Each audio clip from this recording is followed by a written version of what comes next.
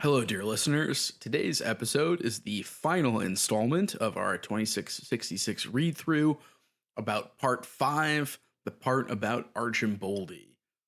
Part 5 is maybe my favorite section in the book. It's a powerful and, as we talk about in the episode, beguiling bit of sort of writing where it actually tells us the development of the mysterious author Benno von Archimboldi, using the form of like a kunstleroman, which is like a German novel about the development of an artist. And there's some stunning writing. We get Archimboldi's experiences in World War II. This section both does and doesn't answer some of the questions that were raised in the other sections of the book. And overall, it's kind of like a stunning finale to the whole thing. So we talk about that stuff. We talk about our experiences reading Bolaño, and we talk about, our thoughts overall with 2666. So we're not done with the summer season yet. We've got an episode coming up with author Molly Tanzer on Master and Margarita by Bulgakov, and we've got an episode on Don DeLillo's Libra. So yes, stay with us for the summer, beat the heat, read some books, and we hope you enjoy the conversation.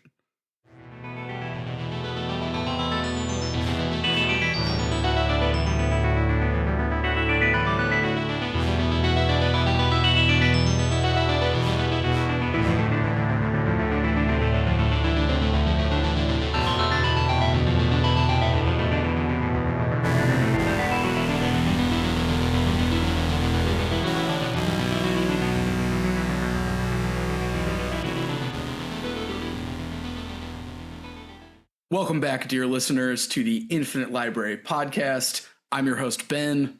I'm your host, John von Archimboldi. Wonderful. Once more, the sword of fate severs the head from chance. Yes, we are concluding our read-through of 2666 with, as John alluded to, the part about Archimboldi. And if you're like us and you're getting this section, you're like, am I going to find out who Archimboldi is? Is any of this going to make sense? Will all of the questions of the first part of the book be answered?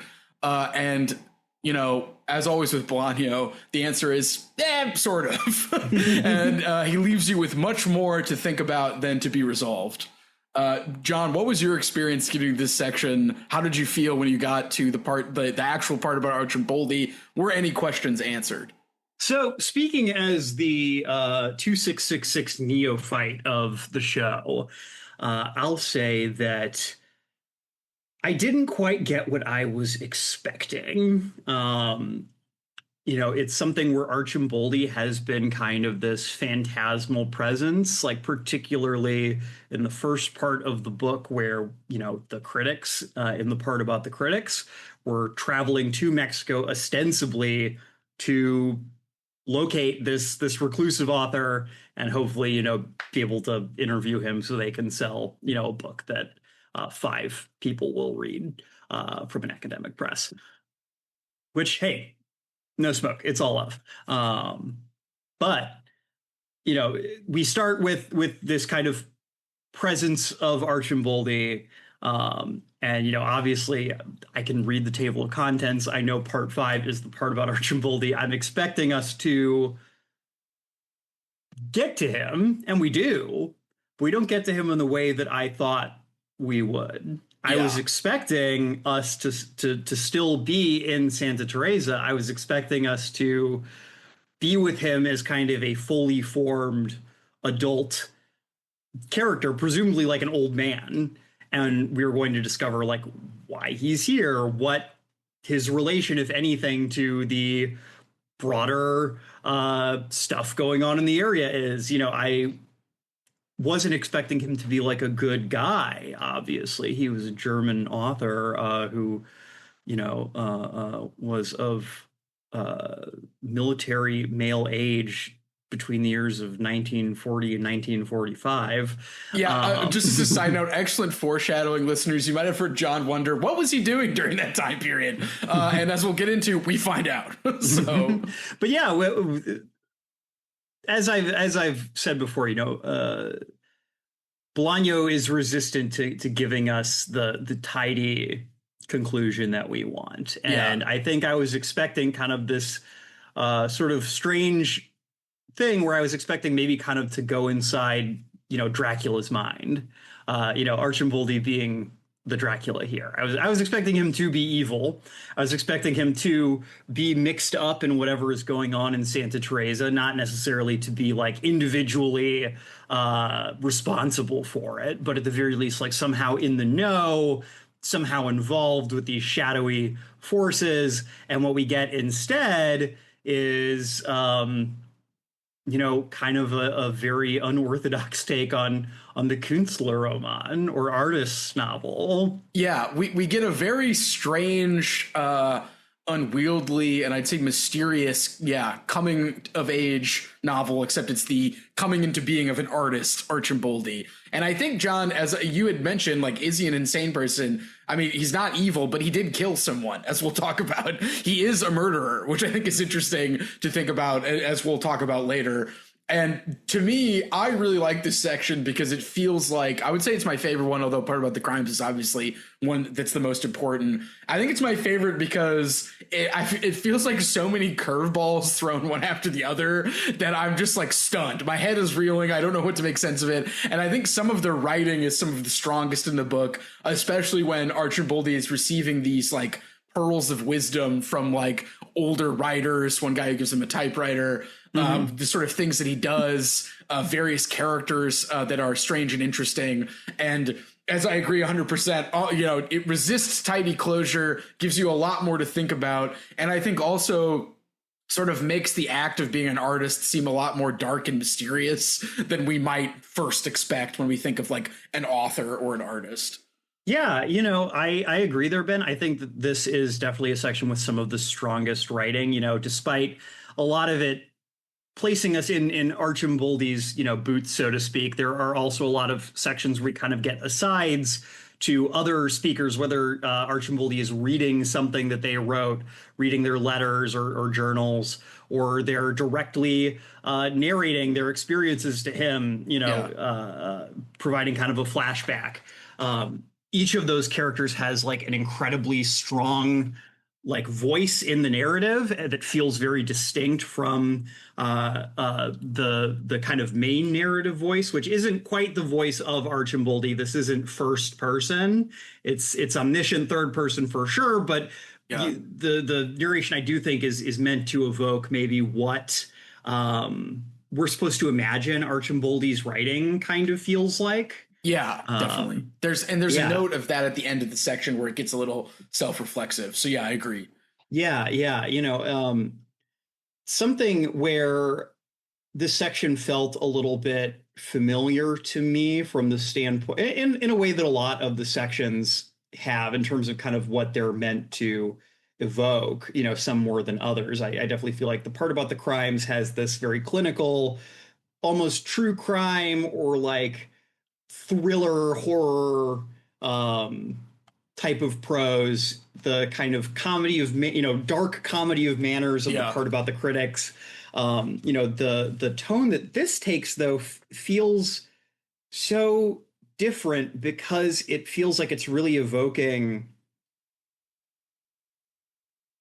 like, I mean, some of this I'm sure is the very excellent translation work being done on this book, but this did such a good job of evoking what in a German novel of like a certain provenance being translated into English. Like this sounds like a really good translation of like a Hermann Hesse novel. Just the tone of it. Honestly, that's a good point because we're going to talk about it. When he finds the journal, that's like the Hermann Hesse like insert where like usually like a character in a Hermann Hesse novel just reads something and then it's like changed by it. That's what happens in this section. So yeah, that's great. Yeah. And so there's something that's really interesting to me about, again, a lot of the genres that Bolaño's been working with here are what I would think of as kind of like, maybe not new world genres, but definitely like kind of Anglo and adjacent genres, stuff like noir, this kind of comedy of manners stuff. I don't want to say like there's obviously no like native Spanish versions of those at all, but the way that he is evoking like a very particular air in this section of German writing. Yeah, European, yeah. Yeah, is very interesting to me and makes the translation like all that much more impressive, because I'm sure Bolaño read Hess and Rilke and all the, great German, I don't know if romantic is quite the right word I want to use, but the type of people who wrote kunstleroman novels like this. He's clearly very familiar with like the tropes and the structure of this kind of a novel. And I obviously haven't read it in the original Spanish, but I'm sure that there are just as many kind of tone clues there to, I'm sure that reads like a very good Spanish language translation of this certain type of German novel. And I think that's fascinating.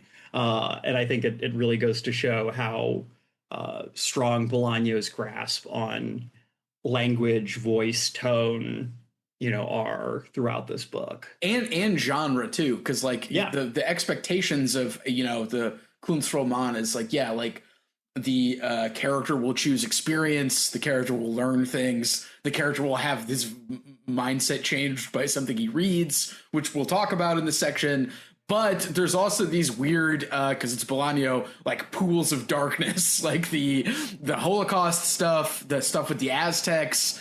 The fact that he murders someone, as we'll get to. So there's other strange things going on here in this section as well. To the article that we like to reference by it's the one that you mentioned with the anti-Plato one.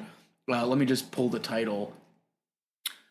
Global Forms in Bolaño's 2666 genre, race, capital. That one likes to reference like the genres becoming unstabilized or destabilized, and so that they don't quite work the way we expect. And I think one of the things we've identified is like, Bolaño doesn't like giving definitive endings, and so the way that this section does or does not address questions that the book has been asking is like sort of Bolaño's whole thing. So I think he definitely knows what he's doing in terms of why this is sort of like a Hesse riff as opposed to something else.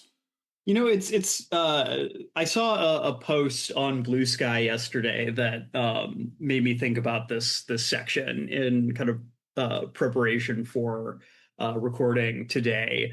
It was I'm going to paraphrase a little bit because I don't feel like pulling it up. But it was more or less someone asking like who's an artist or an author you enjoy who is explicitly political, whose politics you don't agree with, but you still respect as an artist.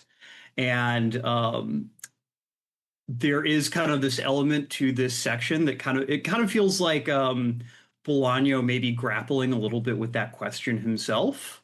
Again, I said, he clearly has read a lot of the work that inspired or a lot of the work that, the genre that he's working in comes out of.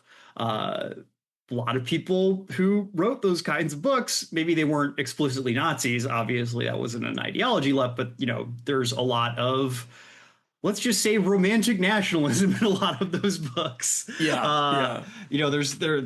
They were definitely being read by people who went on to do terrible things with them. There kind of seems to be something, like you said, Ben, this is a story about the development of an artist and maybe finding that to be a somewhat stranger, darker process than we might initially think. Again, especially as some of these novels tend to portray it as, where it tends to be this kind of enlivening experience that gives life purpose and meaning. Bolaño, I think it's a path we've traced through a lot of his work, is someone who is deeply ambivalent about art and about its relationship to politics and its relationship to ideology and material reality. He's someone who had very deeply held left-wing convictions, but who spent his life writing fiction and, writing fiction that portrays the world as kind of a dark, scary, ugly place without a lot of hope for, change or spiritual renewal. And I think that is complicated. And I think that you can read this section as kind of a story about a man who does end up being a great artist, but becomes a great artist by having terrible experiences. And at some level, the art becoming a way to not learn and process the things that he did, but to occlude and hide, his shames, his ambivalences about the world. And so I think that Bolaño is writing about kind of right-wing art in a sense, but I think he's also writing about himself and probably his own complicated relationship to his need to create, and the fact that it is not something that seems to have given him a lot of peace, or like this sense of wholeness, but that actually, maybe left him less grounded than if he had been someone who could have just dedicated his life to being like a union organizer or running for office. Obviously that probably would have just gotten him killed by the Pinochet regime, but you get what I'm saying. Yeah, creating seems to cause more problems and anxieties than resolve them. And I think I like that you brought up the idea of obfuscating the ambivalence, because I think a person who appears a lot in Bolaño's stuff is Ernst Jünger, who's somebody I want to know more about. But Ernst Jünger is one of those guys who was read by a lot of fascists in Germany, has a sort of romantic political sort of valence, was not a fascist, although some people think he might have been. He's somebody I want to know more about because he appears in part about the critics. He's not name dropped in this section, but I think, as you were pointing out, he's in conversation. He also appeared very briefly in By Night in Chile. Ernst Jünger is the guy at that Guatemalan painter's house who's determined to starve himself. And Ernst Jünger just kind of shows up there in a weird kind of Forrest Gump-esque cameo. But anyway, I think that's something going on. And I think also Archimboldi's real name is Hans Reiter, and he changes his name because he killed a guy. He's suggested by a Sybil, right? She's a fortune teller. She says that he should change his name to, so that they won't find out that he killed somebody. And so I think even his creation of being an artist is an attempt to hide something that he did. Now, as we'll talk about, maybe it was justified or not, but he did commit the act. So yeah, no, there's something.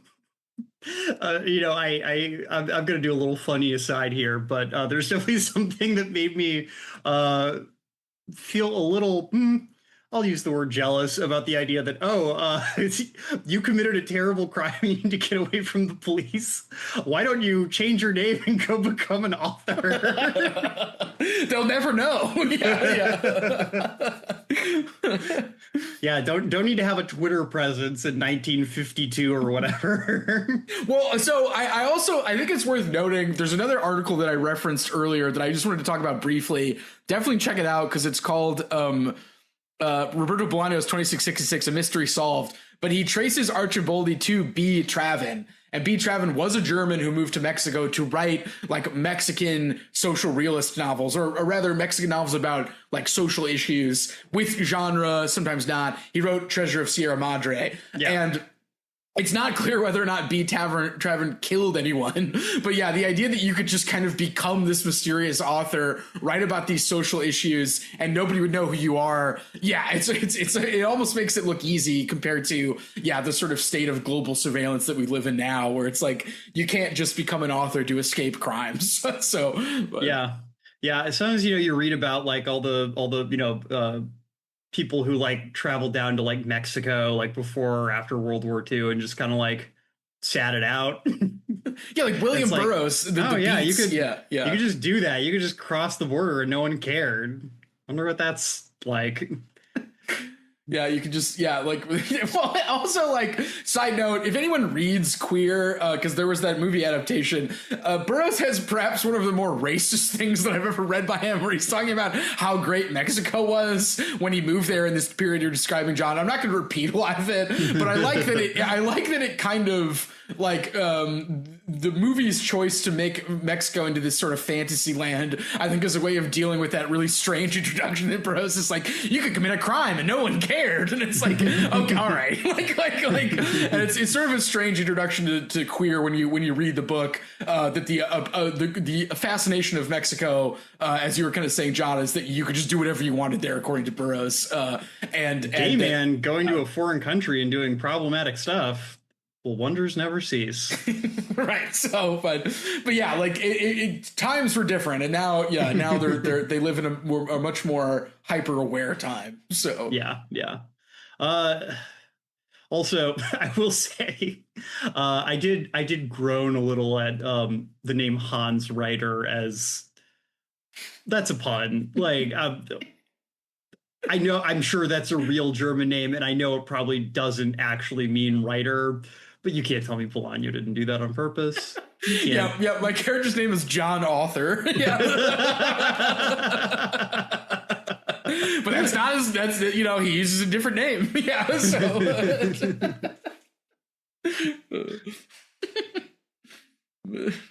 I wonder what will become of my character, John Reiter. Yeah. So. All right. Well, I feel like we've kind of given our mile high perspective on this section. Do we want to drill in a little bit deeper? Yeah, strap in, listeners, or we're going to begin the descent. So, all right. Well, where do you want to start? Where do you want to start, Ben? Well, I think it's worth talking about, and we don't have to go in super detail, the fable-like opening, because as we sort of hinted in the beginning, it starts at the very beginning. It starts actually with Ryder's father, but it starts with Ryder's father and mother, and then eventually become to him as a child. And Ryder's father was lost his leg, I believe, as a Prussian soldier in World War I. I don't remember how his mother lost an eye, but she loses an eye at one point, and they have our author, Archimboldi, and he is described as being obsessed with going underwater and staring. He talks about as a child, he sinks to the bottom of the bathtub and opens his eyes completely wide and just sort of looks at the landscape in the bottom. And he's almost like seduced by this landscape. Later, when he becomes interested in seaweed, the first book that he steals is a book about seaweed, and he reads it obsessively. It's the only book he reads for a while. And he's quite into the sort of landscapes at the bottom of oceans and ponds. And that's like sort of one of his first character traits, we might say. Yeah. Again, it's this thing that feels very familiar to the type of novel we're talking about, or the genre that Bolaño is working in here. This fascination with nature, with perspective, with kind of making sense of your place in the world by observing those things. But yeah, Ryder has, from kind of the jump, this very kind of we'll say warped viewpoint. He kind of consciously places himself, or maybe when he's a baby it's not fully conscious, but he develops a fascination with placing himself in situations where he sees things through a glass darkly, we could say. Through the water, like the world looks different than it does in the air. And there's the bit where does he save the boy from drowning? Or does the boy save him from drowning? I think the masturbator, he's described as being a masturbator, saves him, I think, right? Yes. Yeah. Yes. And so this kind of, boy saves him from drowning. This masturbating boy saves him from drowning. And like when he like comes up from the water, like and kind of comes back to, like, Ryder can't even like clearly communicate. Either because like, I mean, the implication is that he's speaking like a very like hyper local dialect of German, and this boy can't understand it. It's like a weird shortened form. Yeah, and I mean, but my read on that was almost like, because he views the world so differently, like this more normal person cannot make sense of his speech. Yeah, it's like so hermetic and sort of insular. Yeah. It is this thing again of Bolaño's theme throughout this book of the world, how we look at it, and how we make sense of it. And, I think that maybe part of what Bolaño's illustrating over the course of this section is that, to be an artist is to look at the world through a different lens. And it's not necessarily that you see the world more truly. In fact, you might be looking at the world in such an idiosyncratic way that like only you are able to derive kind of a stable sense of meaning out of it. It might alienate you from other people. But, the fact that other people have this more common understanding of reality doesn't mean they're right. It doesn't mean that there's like a truth here. Maybe the fact that the world is ultimately, I think I don't think I'm overstepping saying that Bolaño is at least something of a nihilist. And I don't mean that as pejorative necessarily, but he does not believe that the world has inherent transcendent meaning. Yeah. The world is chaotic. The world does resist our attempts to make sense of it. And that, changes the role of the artist if the artist actually does, in fact, have any like social utility, because, it is not the romantic notion of the artist as this true soul who can, gaze through societal convention and get to the truth of the real of the world. Get to the real and give people access to that through beautiful language or music or painting. But that might in and of itself be a kind of just a different form of delusion, a different form of anti-meaning.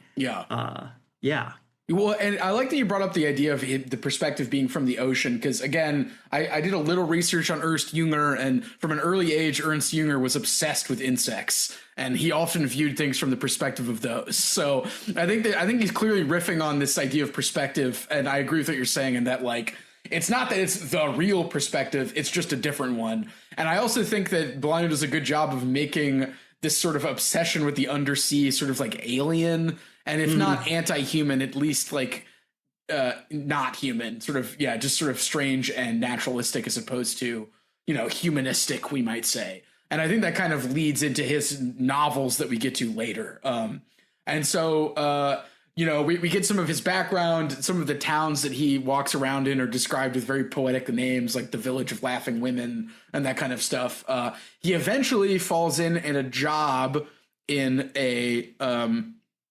the country house of a Prussian baron, where he meets a couple of characters who will become significant later, such as Hugo Halder is the nephew of the baron whom Reiter works for, and then that nephew is sort of uncomfortable by his cousin, the Baroness von Zump. That's how I was pronouncing it in my head. Baroness von Zumpa. That's not Zumpa sounds better. That will become quite significant later. Hugo Halder eventually helps get him a job and convinces him to read something other than the seaweed book. And he gets a hold of Parsifal. And Parsifal is the first book to extremely impact Archimboldi. Now, I don't really know the Parsifal myth that well, but Bolaño gives us just enough to sort of see why Archimboldi might be, or Reiter might be attracted to him. He's an independent knight. He's actually secretly a madman. He has his madman's garb underneath his knight clothes, and he's on this quest for the Grail. And we don't get a sense that Reiter knows what his quest is, but we know that he's extremely attracted to Parsifal, and that becomes kind of like one of his like books that he imprints on. And then obviously Hugo Halder kind of is like his, we might say like more experienced, not mentor, but like friend who knows things. Halder is kind of a rakish character. He, the way that he ends up becoming friends, if that is actually how he views his relationship with Reiter, is Reiter basically uses his low station in the house to help Halder with stealing small but expensive pieces from like his uncle's supply of objects that he then uses to pay off gambling debts. Right. And it's various women that he has in Berlin. So, yeah. And so it's definitely a a fairly lopsided relationship in that way. But he does kind of, by really almost probably by happenstance, end up inspiring this deep love for literature, in particular Parsifal, in our young protagonist. But Ben, who else liked Parsifal? Who? Hitler. No, there's a story about Hitler. He went to go see Wagner's Parsifal at like the Berlin Opera, and he said, "I will make Parsifal like the German religion." Wow. Yeah. I mean, so like the Parsifal stuff comes back because when he is in the German army, he's like, I'm Parsifal. I'm wearing my madman's clothes underneath my military uniform. So the impact of this kind of like romantic individual quest for meaning, I think, is significant to what Bolaño is saying about the development of this artist. Oh yeah, I just think that he's also making a point about how that is inextricable from like the larger political situation. There's a great scene, one of my favorite scenes, where the Nazis have like just taken over, and this this village is like in kind of the hinterlands of rural Prussia.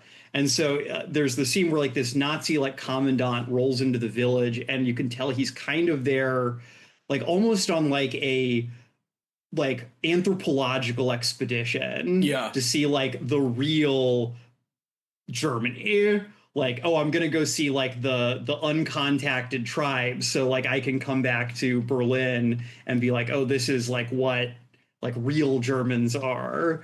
Right. And he goes into the village, and of course these are all a bunch of dumb, like almost certainly inbred hicks who are incredibly unimpressive to him until they mention that, oh, there's an old veteran who lives like even further out in the middle of nowhere. Right. Yeah. Who's Hans's father. And they take this commandant out there, and they talk about how this guy again like looks at his father, who is like dressed in rags because it's like wash day, and is like almost again like treating him like a noble savage, like talking to him like he's Tarzan or something. And he has one leg too. Yeah. Yeah, he only has one leg, and how this actually just makes Hans's father like incredibly uncomfortable and confused. And he's like not really like, he's not impressed with what the SS people are telling him. Like, he's just like, oh, interesting. I don't really care. Like, because his father is like a totally like is also a romantic nationalist, but of like a totally different stripe. Like, he's upset that there is no longer a Kaiser. Like, Hitler for him is like too gauche. He's like, bring back the Junkers. And I think that's also why he gets that rant where he talks about how all other nationalities suck. Just like he gets like a paragraph rant where like they're all cowards, like except Prussia. So, and there's that great sentence too where it's like they all look at each other with blue eyes, and the narrator says like as if the kingdom of Prussia would rise from the ocean or something, like like in terms of like what the father thinks. But yeah, he's completely unimpressed with these Third Reich guys. So yeah.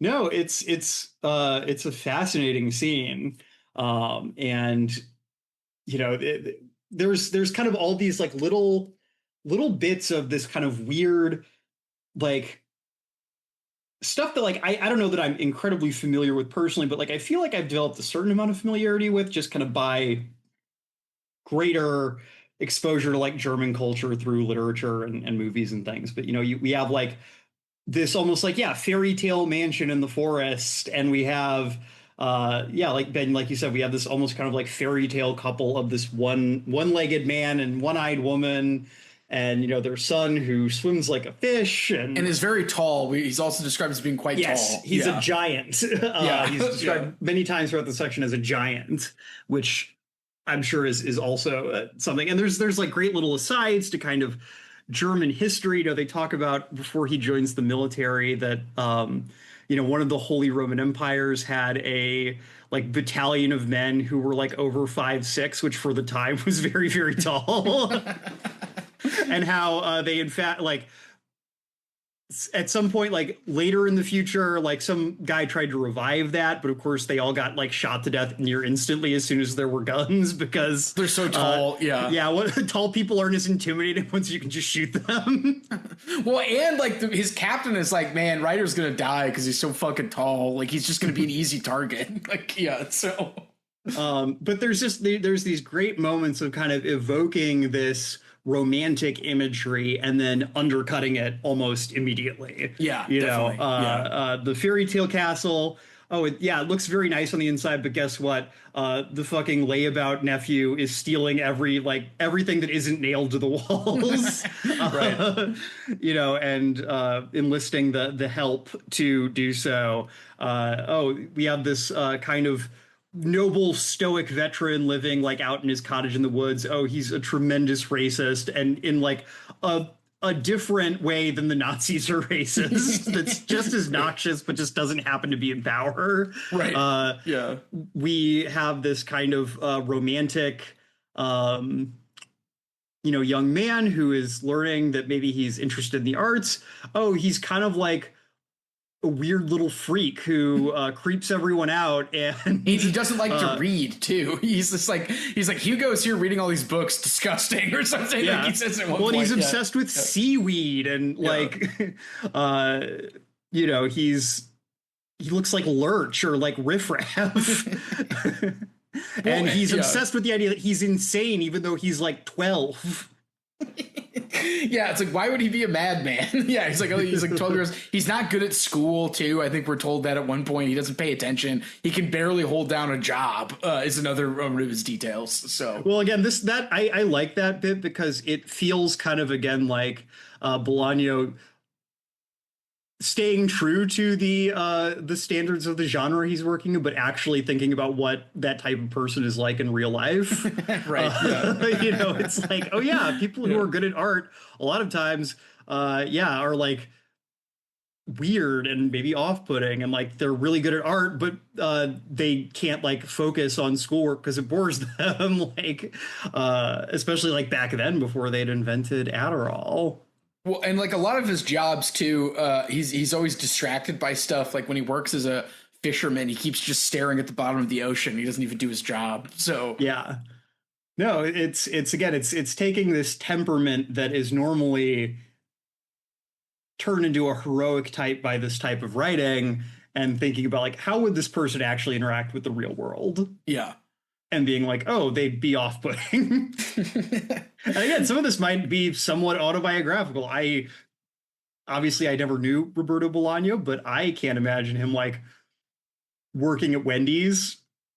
Well, there was a great detail in the article Jeffrey shared with us when he was on for By Night in Chile, where somebody was like, Bolaño was great to talk to you about books, but was incapable of talking about anything else. Is what somebody said.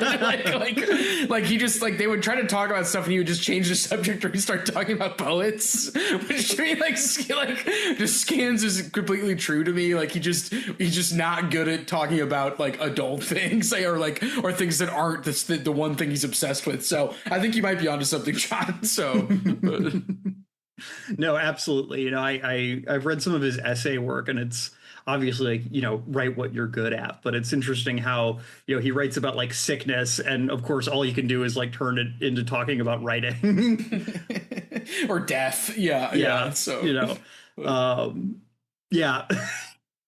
but anything else from kind of this first leg you want to talk about, Ben? I don't think so. I think that about the big stuff. Yeah, I think that covers it. He has a sister. That is one thing we should mention. He does end up having a one other sibling, his little sister Lottie, I guess.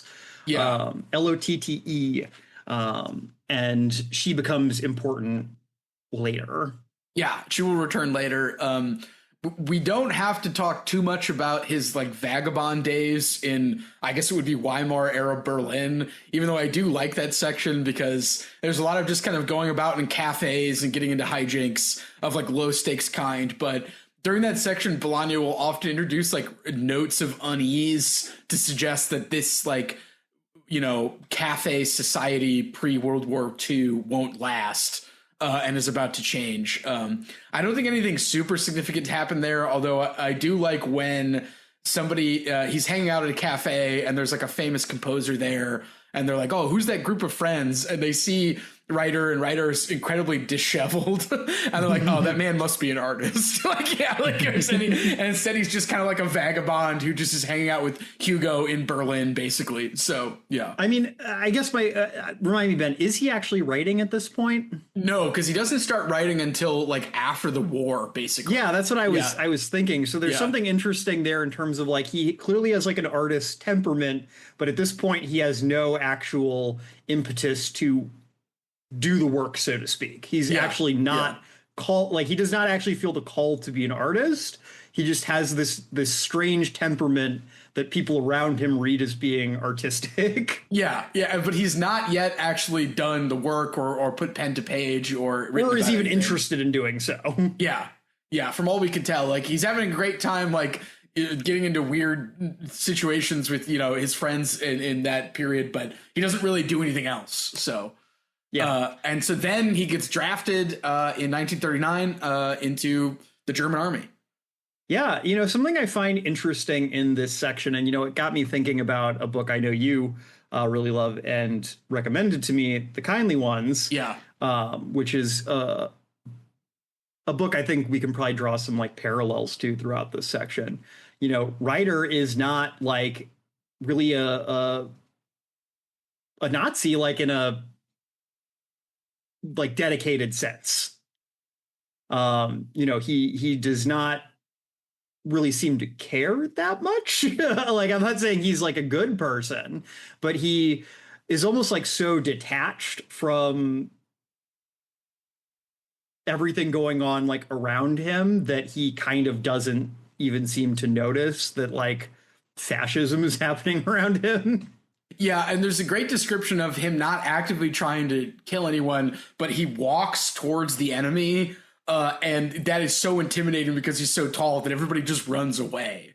So, like, he's not, like, actively, according to him anyway, he's not actively trying to shoot or kill anyone. He's just there in this weird landscape, kind of like the undersea landscape, and he's just moving through it impassively in a way that's frightening to people. So, well, doesn't he literally, like, it says, like, he walks like he's walking across the ocean floor. Yeah. Like, it's kind of this weird shuffle he does. Which is, again, there's like this weird, like you were saying, perspective. He has this like freakish perspective that's advantageous to him, but yeah, it's somehow keeping him alive during this. And he's the text doesn't comment on fascism. The text doesn't really comment on whether or not he knows why he's like doing a particular battle. It's like he's just there. The only time we even like really hear a lot about like Nazi crimes, more or less, is when they are being voiced by someone else.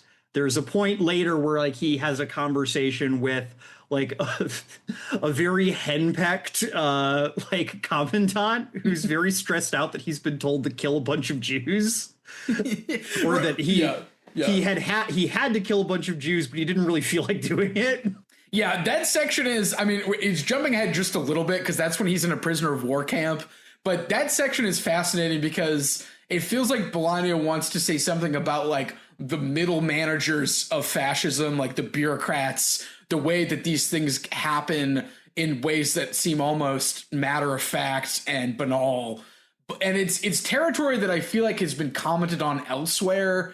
But it's interesting that we get this sort of extended bit where, as you were saying, the commandant, like, he's like the mayor of like a Polish town, and he's basically told like, hey, you need to take care of this. There's going to be like, you know, 500 Jewish people that are being delivered to your town by accident, I think. He's like, he basically says like, take care of it. Greek Jews. Yeah. It's like they don't even speak the language. Yeah. And so like he has to take care of it. And he calls like an SS guy, and the guy's like, what do you want me to do about this? And he's like, I'm not going to confirm anything over the phone. What are you, stupid? Like we're not leaving a paper trail. Yeah. Like, what if we lose the war?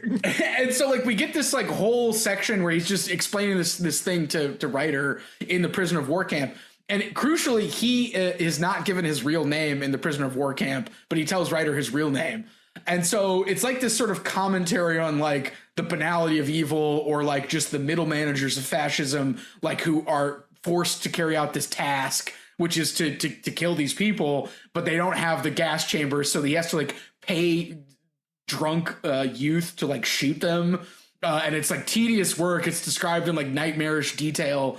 And skipping ahead just a little bit, Ryder just basically somebody strangles him, and we don't find in the prisoner of war camp, and we don't find out later that Archimboldi Ryder did it, but he basically admits to it as much. And so that's like the only kind of extended look at the, you were saying the SS fascism crimes, because other than that, Ryder's just on the ground when he's in the army. Before that, just kind of following orders.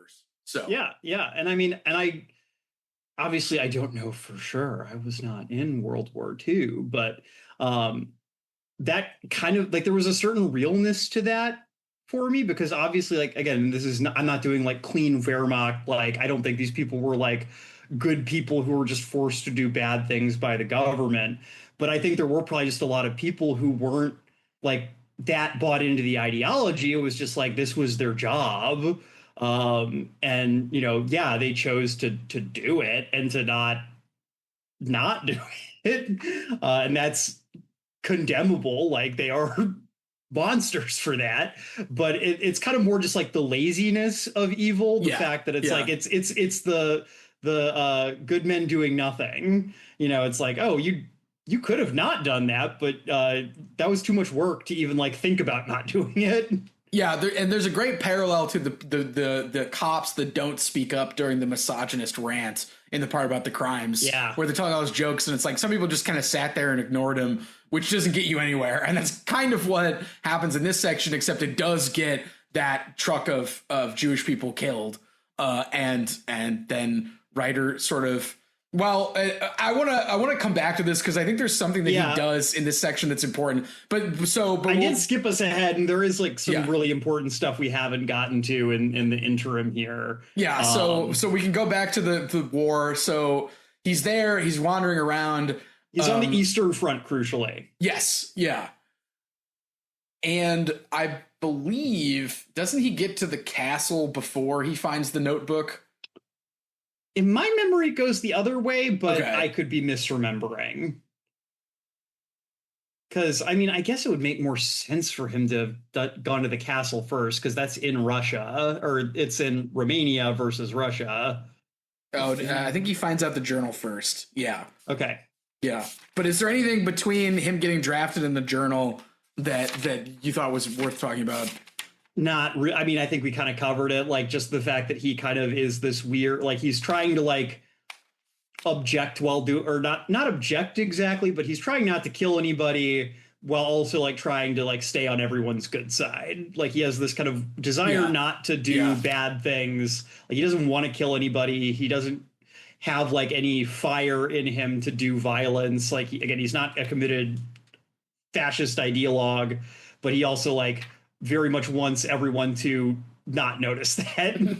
Right. And he thinks he's a madman because, like the Parsifal, Hans imagined that under his Wehrmacht uniform, he was wearing the suit or garb of a madman. So, yeah, like I'm secretly a madman. I'm above all this, but I'm going to try not to actively kill anyone. Yeah, which I think, again, that's Bolaño's kind of, I think, you know, a certain like point on like artists who claim apoliticality while you know, I think probably Younger is a guy you can lay that at as well. Wait, I'm sorry, man, you wrote Storm of Steel. Like, you don't get to pretend that's politically non-motivated work. Well, wait, actually he does get to the castle before he finds the journal. I'm looking at it now. That's fine, yeah. I mean, that makes sense, like I said, geographically. Yeah. So, here at the Infinite Library, we've talked often about the presence of the Gothic in a lot of fiction.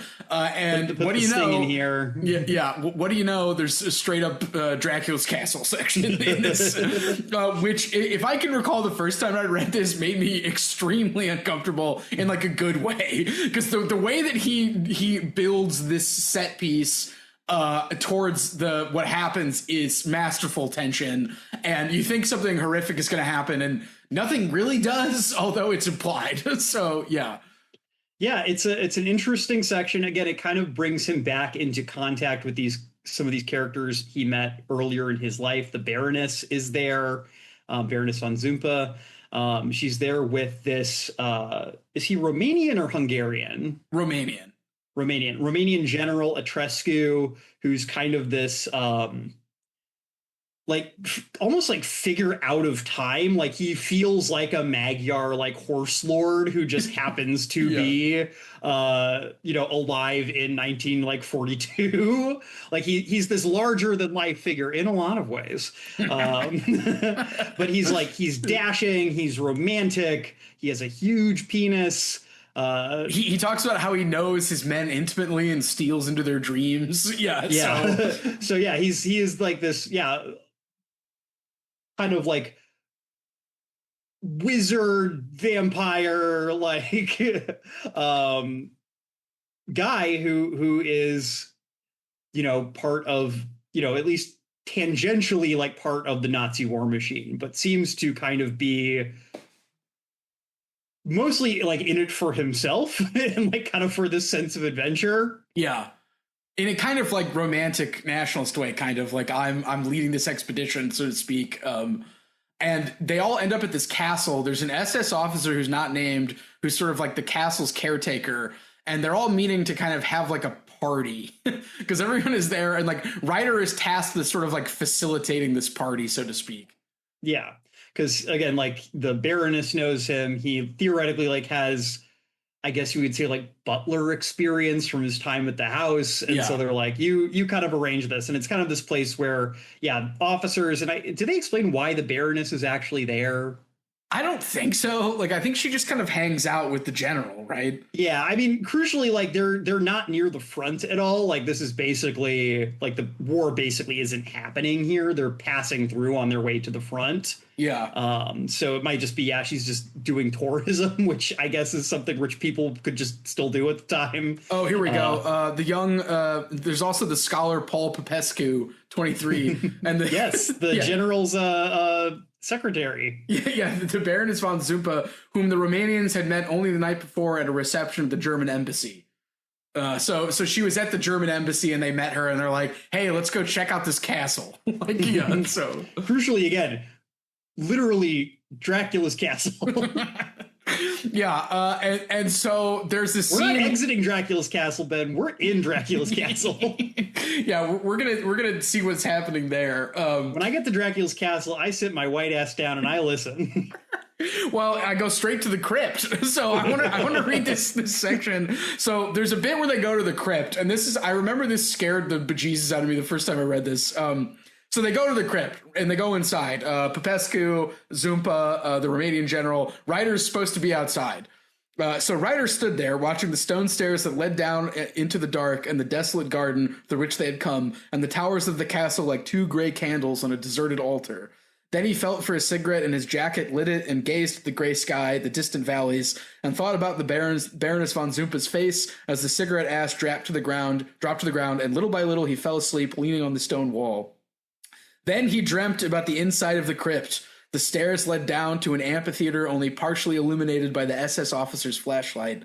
He dreamed that the visitors were laughing, all except one of the general staff officers who wept and searched for a place to hide. He dreamed that Hunsch recited a poem by Wolfram von Eschenbach and then spat blood. He dreamed that among them they had agreed to eat the Baroness von Zumpa. He woke with a start and almost bolted down the stairs to confirm with his own eyes that nothing he had dreamed was real. When the visitors returned to the surface, anyone, even the least astute observer, could have seen that they were divided into two groups, those who were pale when they emerged, as if they had glimpsed something momentous down below, and those who appeared with a half-smile sketched on their faces, as if they had just been reapprised of the naivete of the human race. So something went down there, and he has a dream that they basically decide to eat the Baroness, which does not take place, but something transpires in the crypt. So yeah, as you're saying, John, when I get to Dracula's castle, I sit my white ass down directly inside the crypt. So yeah. No, it's a fascinating little section. And I know there's a section, I don't have the page, so unfortunately I can't quote chapter and verse here, but they even like discuss the way that the castle has like taken on this additional aura, not because of what actually happened there, but because of the novel Dracula and the fact that, again, obviously like there's already like the historical facts of like Dracula are already like pretty gnarly as it is, which they discuss at the party too. Yeah, absolutely. I mean, they're there, but the way in which really what if you've read about the development of that novel, Stoker picking that name like was almost kind of like not happenstance exactly, but it's not really meant to be the historical Dracula. Like he just like, oh, this is a cool name that like a guy, in Transylvania had, and he didn't really expect anybody to like care because he was writing for an audience of, provincial British people who presumably were never going to go to the places he was describing. Right. But nonetheless, you still have people like today going to Dracula's castle and not understanding he's not a vampire. Like, that's a totally like invented thing. Right. And so like they talk about like what death means. They talk about like, yeah, like whether or not Dracula was a German national or not, which I think is funny. Like Popescu is always officers. Yeah. Like, Popescu's like saying strange things. It's a fascinating party scene. Then there's a sequence in which one of Ryder's soldier friends, Wilka, shows him a hidden passageway where they get to observe General Horsecock and Baroness von Zoop having extremely strange ritualistic black magic sex involving like a poet to Dracula, smeared blood or a poem that repeats the words Dracula. And it's like this weird summoning scene that then sort of just like then is over. Like, well, and crucially, they are observing from like a hidden chamber in the crypt. Right, yeah, through the wall. Just for that little extra bit of like gothic flair.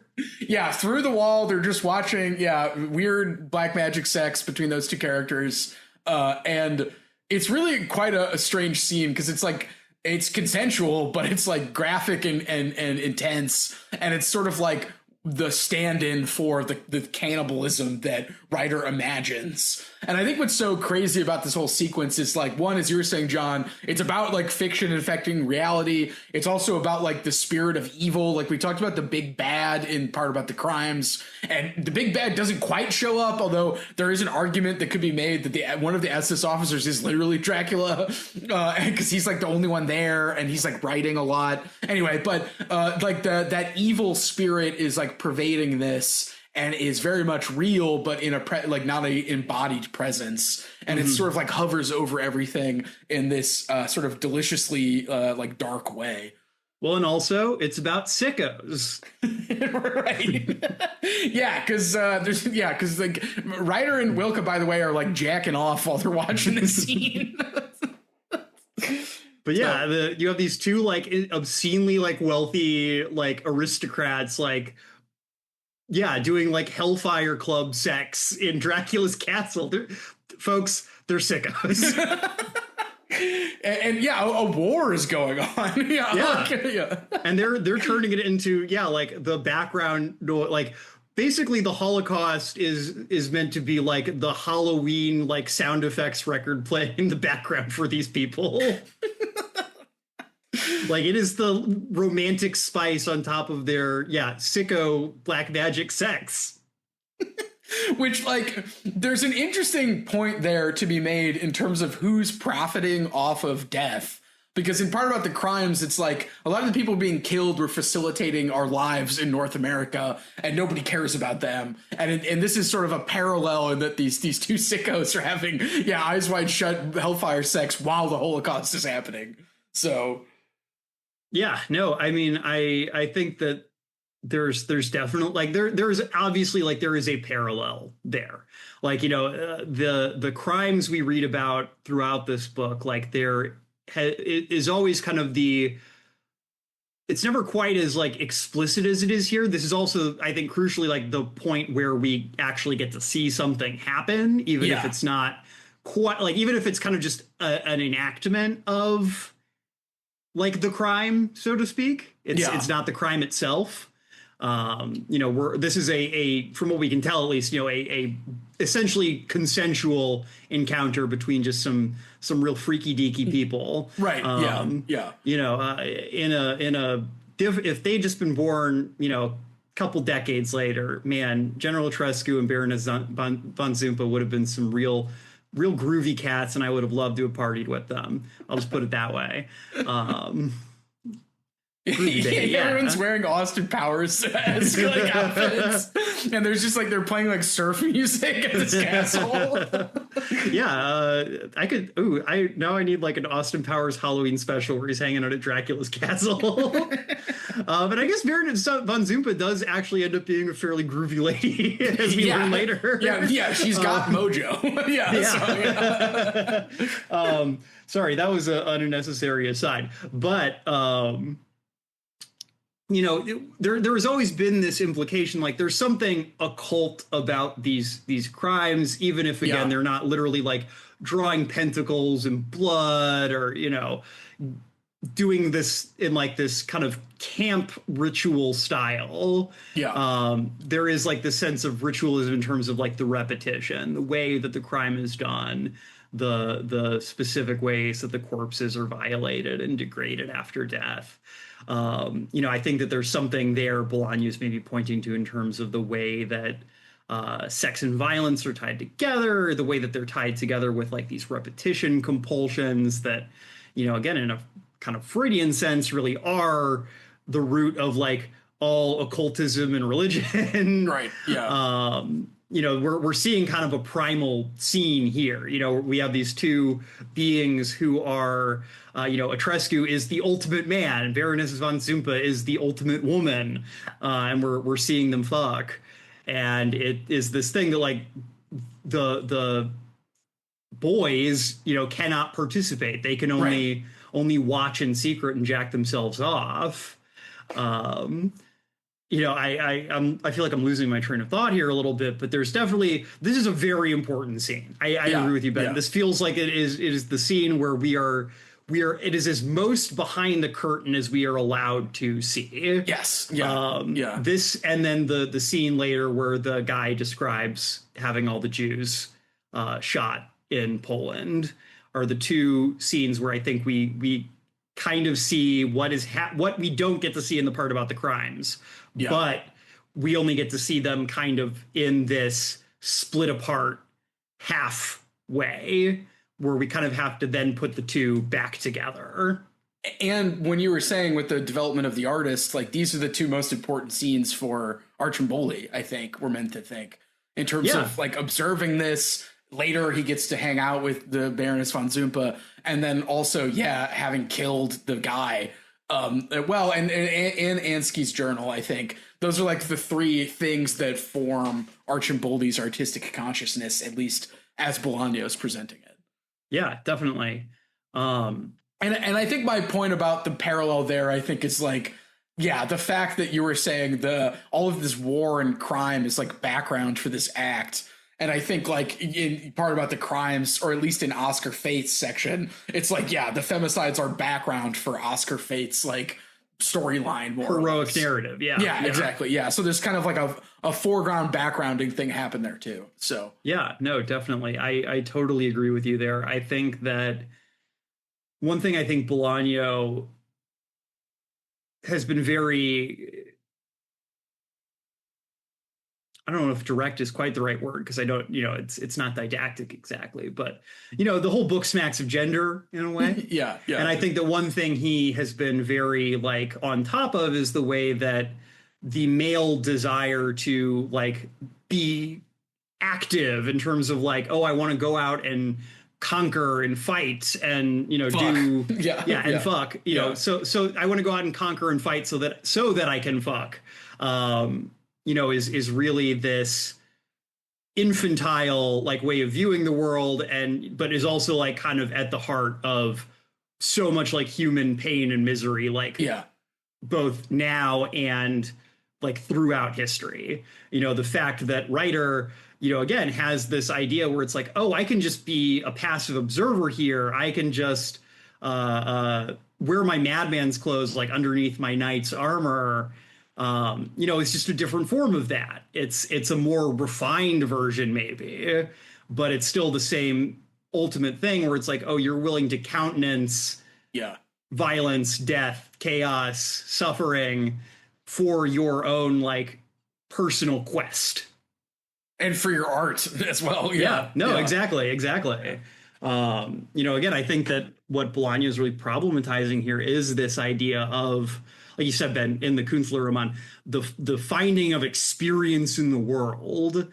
It's, you do need to go out and have experiences if you want to make art.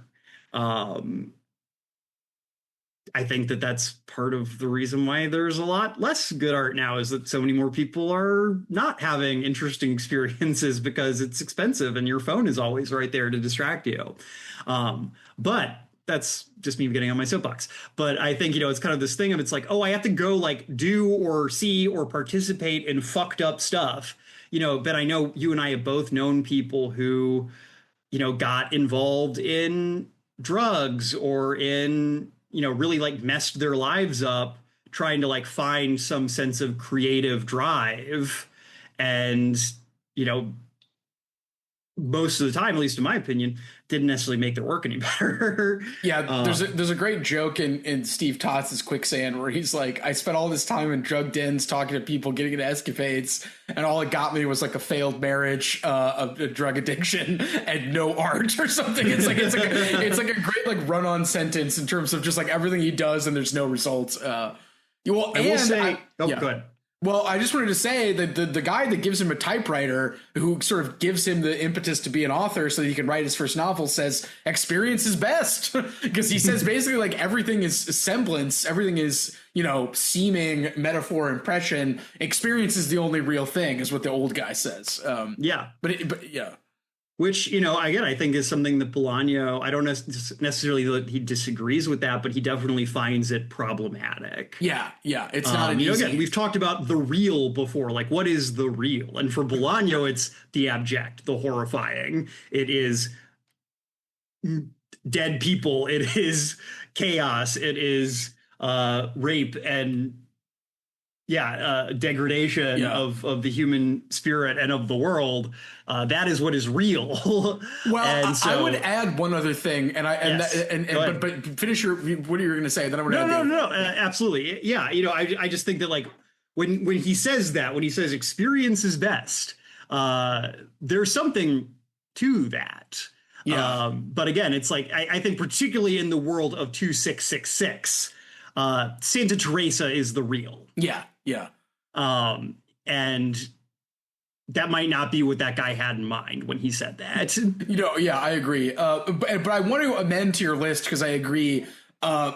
Romantic anarchy. And I think, and this is my way of talking about Ansky's journal, because I do want to talk about Ansky's journal. It's the Hermann Hesse insert part of this novel.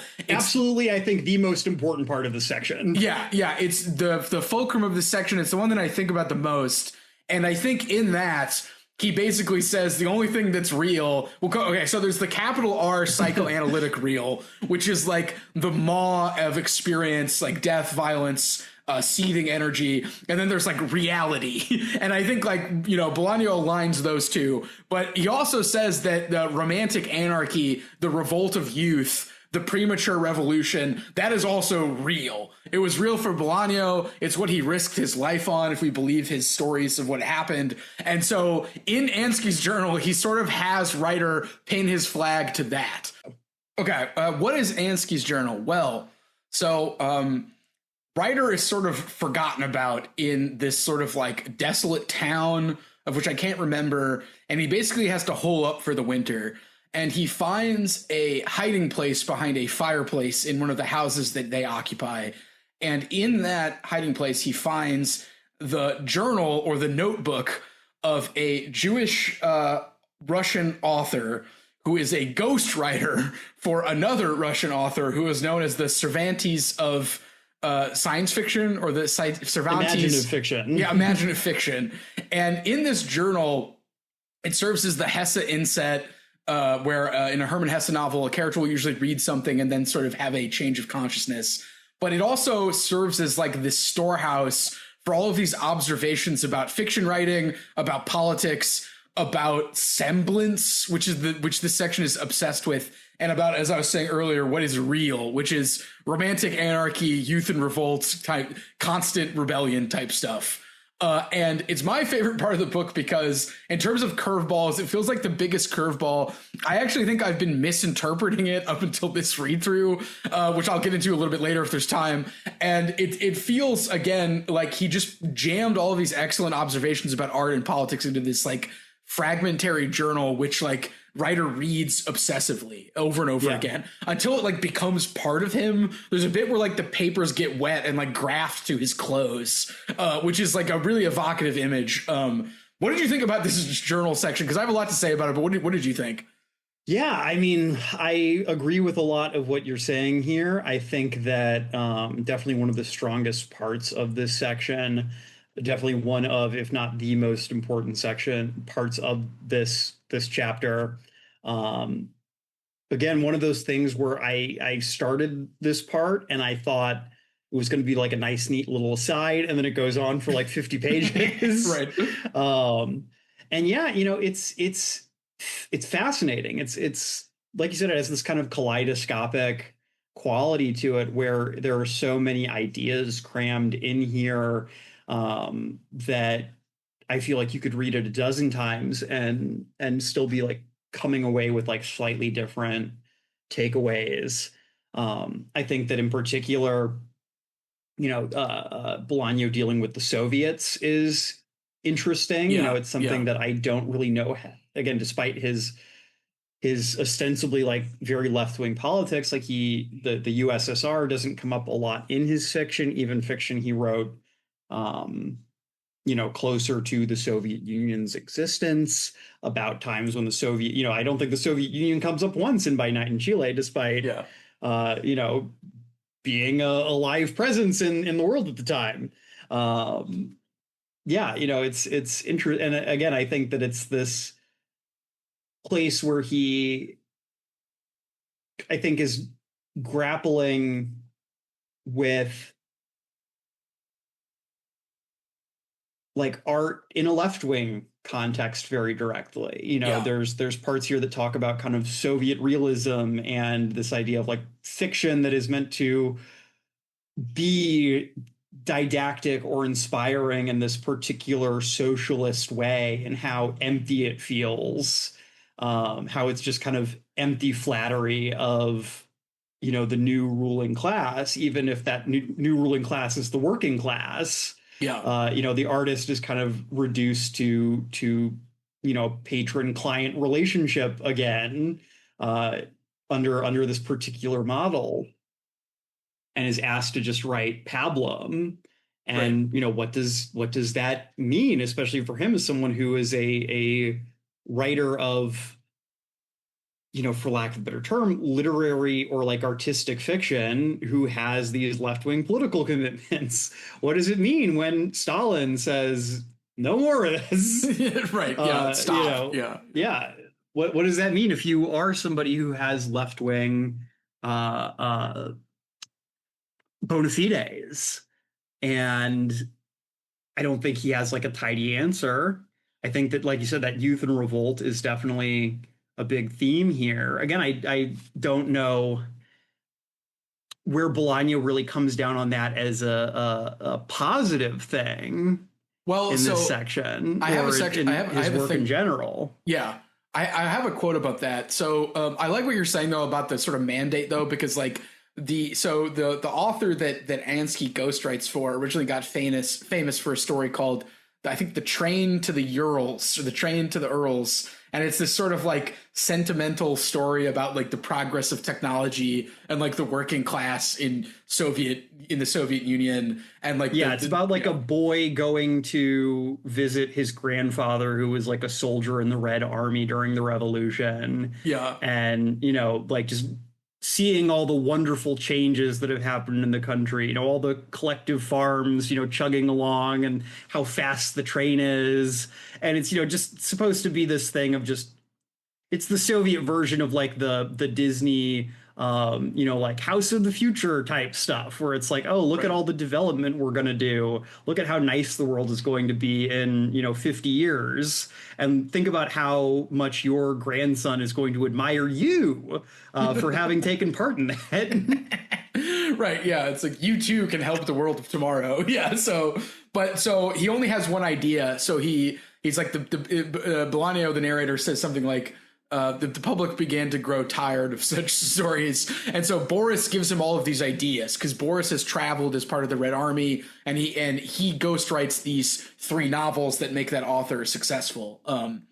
Now, when Ryder is thinking about the sort of the meaning of Ansky's journal, though, he says, he began to think about semblance, as Ansky had discussed in his notebook, and he began to think about himself. And this is, he's not quite out of the army yet, but it's basically over. He felt free as he never had in his life, and although malnourished and weak, he also felt the strength to prolong as far as possible this impulse toward freedom, toward sovereignty. And yet, the possibility that it was all nothing but semblance troubled him.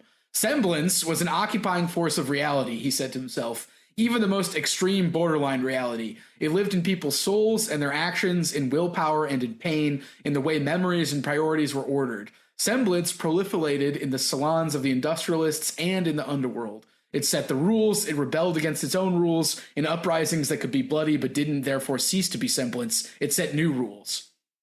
National Socialism was the ultimate realm of semblance. As a general rule, he reflected, love was also semblance. My love for Lot isn't semblance. Lot is my sister, and she's little, and she thinks I'm a giant. Youth is the semblance of strength. Love is the semblance of peace. Only Ansky's wandering isn't semblance, he thought. Only Ansky at 14 isn't semblance. Ansky lived his whole life in rabid immaturity because the revolution, the one true revolution, is also immature.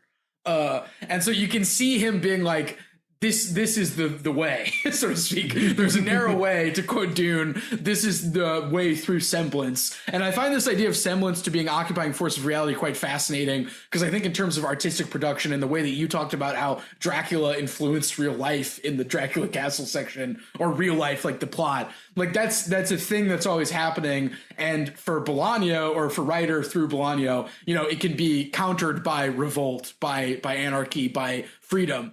Now, for the longest time, I thought this section was about how semblance is good. And the idea that anything could be anything else is quite liberating and freeing. And, there's a sort of like, it's an abyss. Bolaño loves abysses, but it can be useful. And I think this time when I finally read it, I'm like, oh no, he doesn't like semblance. Semblance is bad.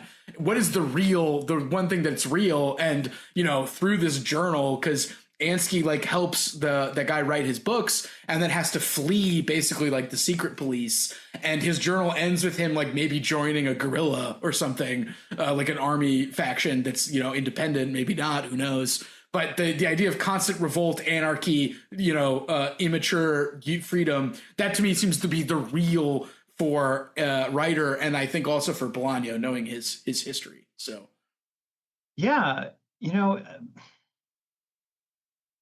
I'm inclined to agree with you.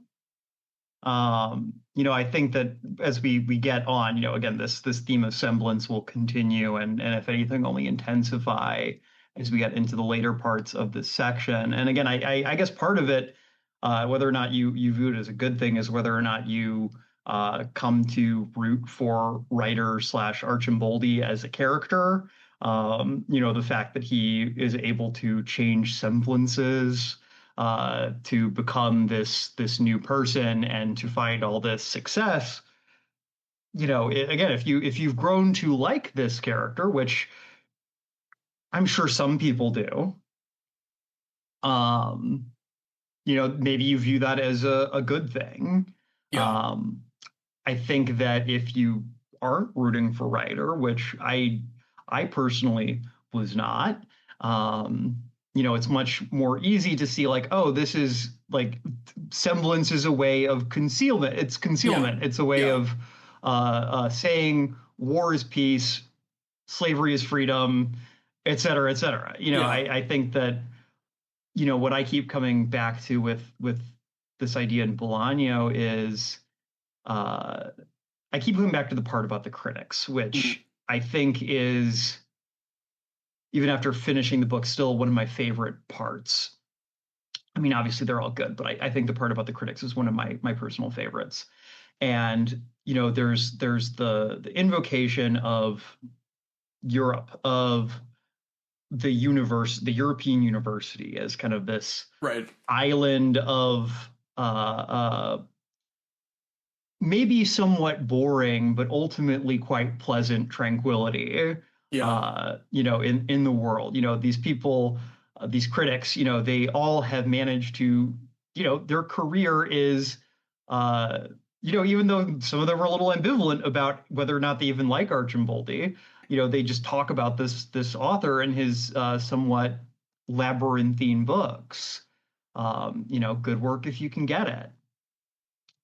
And, really, I think it's interesting because they kind of see the least of all the characters we follow. Yeah. They see the least violence once they come to America. But, this idea of Europe is kind of an illusion in and of itself that is only propped up, by the suffering of other parts of the world. I think that there's also something there in the part about fate.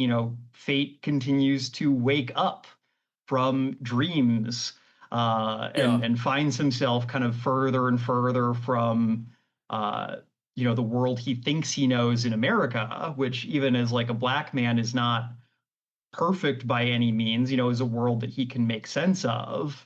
And again, as soon as he kind of tries to flex his muscles as an American, like he realizes he's in over his head and he nearly gets himself, fucking killed. So I think that for Bolaño, there is, there are these layers to reality. And, some people are really blessed to get to live in the university cocktail party layer of reality.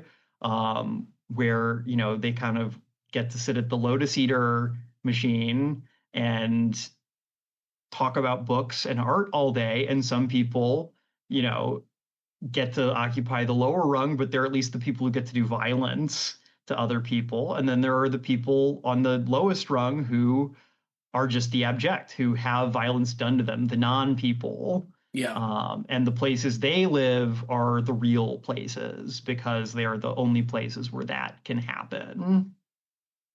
Yeah. So the layers of semblance and reality can change depending on the social arrangement.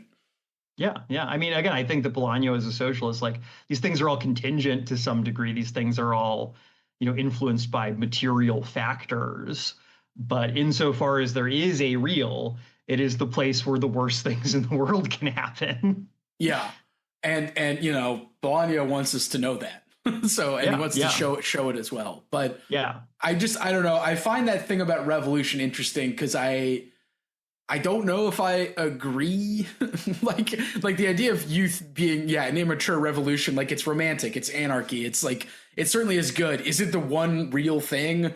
I don't know. I don't know if I agree on that. Although as much as I love this section and the journal and the stuff in Ansky's journal, like Ansky says at one point, like Archimboldo, the painter, is the only real painter because he paints things as they are. And if you look up his paintings, it's like a profile of a face, and each part of the thing that makes up the facial profile is like an object that's very closely detailed and arranged so that you can see the real thing in this collection of objects. And, it's a painting. It's semblance. It's an impression of something. But according to Ansky, it's not semblance because it's showing you all of these objects in their specific detail. And by looking at them together, can you glimpse the whole, but only as like a glimpse as opposed to being the thing. I don't know. It's matters of opinion. And I find myself wondering if romantic anarchy is the way, at least, or if it's not something else. But to your point about levels of reality, I think that's definitely what's going on here. And I think, if anything, the book has been about that. So yeah, no, I mean it's strange because I agree with you. Like that does seem to be what Bolaño is invoking here. This idea of revolt, of revolution, is kind of the intrusion of the real into the world of semblance. It's like it's the point where the non-people can no longer take it anymore and are able to snap through whatever barrier exists, between the people who occupy the higher levels of reality, and like their like perceptual filters, to assert the reality of the real, and that the youth know too, like inherently. Yeah. But I think that that's almost the part that I'm most iffy on, is like tying it to youth. That feels like very romantic to me in a way that like Bolaño does not typically. I think that, again, I do find myself like a little unsure of the way like the Soviet Union is portrayed in this. I'm not like a total Soviet Union defender, but Ansky's journals do like portray kind of the worst version. Like it feels like kind of the worst like caricature of the Soviet Union, where Stalin is just like disappearing random artists for writing bad books. Because like the guy that he ghostwrites for gets unceremoniously killed. And thrown on the back of the truck, as we're told. And Ansky is fleeing the secret police. Now, interestingly, I don't know if you started. So, listeners, we're covering Master and Margarita on the next episode. And there's some great stuff in there about artistic disappearances as well. But yeah, I do think that the presentation of the USSR in this is a bit like of a caricature. So yeah, and again, I don't know if that's on purpose. I don't know. Again, I don't know enough about Bolaño's like Roberto Bolaño never turned to me and said, "This is the exact type of communist that I am." And coincidentally, it's the same kind of communist I am. But I mean, his politics are, I think, more complicated than just like, oh, he was a socialist, he was a communist, and I think that, again, the fact that he tends to talk about these things through the lens of fiction, and particularly his own brand of kind of idiosyncratic, weird literary fiction, makes it even harder to parse sometimes like what his actual ideology is. And in this section, because there's multiple layers of fictionality, it's like we're reading a character's journal, and in the journal we're being told these things. So it's like no, absolutely. And that just destabilizes things even further. And again, this idea of like youthful revolt, again, it's this romantic idea. It's this idea that, oh, the youth will save us. The youth has it, knows instinctually what is right. I've seen Cabaret. The Nazis said the same thing. Tomorrow belongs to me. Well, I think that goes back to the ambiguity you were talking about. And I almost think that's Bolaño being like, here's what I like about the German kunstleroman, but I'm going to do it my way, and I'm going to emphasize the good stuff and the bad. So, and I'm not trying to like poo-poo Bolaño and be like, oh, he's a revisionist or something like that. That's not my intention in the slightest. But just to point out that, even here, even at points where it feels like we should be able to read this, we should be able to come away with kind of a clear picture of what does this guy believe? Like, we're literally like, this is presumably like one of the last things he ever wrote. This is the last section of his last book, which he died before he technically finished. Right. That's a good point. Yeah. So, if anything is like, it should be like a definitive statement on his worldview, it should be this section of this book. And even then, he's still like, it still feels like he is either being coy with us somehow, or he's being intentionally cryptic, or, maybe what it is that he can't quite put into words what he actually believes. Which I think that's the closest thing, actually. Well, and I think this journal being so important to Archimboldi, I think is more important towards what it means than if he can articulate it clearly. It's like it makes this guy flip to being a writer is reading this. Yes, absolutely. This is what inspires him to actually take up the pen. Yeah, and he starts writing once he gets back from the war, and then when he gets a typewriter, that's when he meets that old author character. So no, I mean, the other thing is he seems to start writing largely because after the war he's broke, And Right. writing is like a great way to like, it says that he's like writing more than he's reading because books are expensive, but like writing pads and pencils are relatively cheap. Yeah, so it's a practical matter. Oh, there's one thing I wanted to say before we move on to him as an author. So when he reads Ansky's journal, he loves it so much that he thinks he's killed Ansky, because Ansky is Jewish and he's German. And so when he kills that middle manager, it's not said explicitly, but I think it's him taking revenge for Ansky's death. And that he's so internalized Ansky's journal that when he kills that middle manager, it's because Ansky is dead and he shouldn't have been. And that guilt is like passed to him. And it's something I don't think I had noticed before, but I noticed on this read through very clearly. So I wanted to mention that, but yeah. No, and also like one thing I don't think we totally mentioned, he finds this in like this hidey hole. Like this is not just like a random space that's behind this like stove. It is apparently like this very like well thought out like contraption, like hidden compartment where presumably like Ansky spent the last days of his life hiding, most likely from the Nazis. Yeah, and that like, as they said, one person had to stand outside the trap to let the person, or the hiding spot, to let the person out. So somebody was like also killed trying to protect Ansky as well. So yeah. Don't need to dwell on that too much. It's not super important. We just didn't mention that, and it does feel like it's worth mentioning. Because it does like make the space feel more haunted. Definitely. Yeah.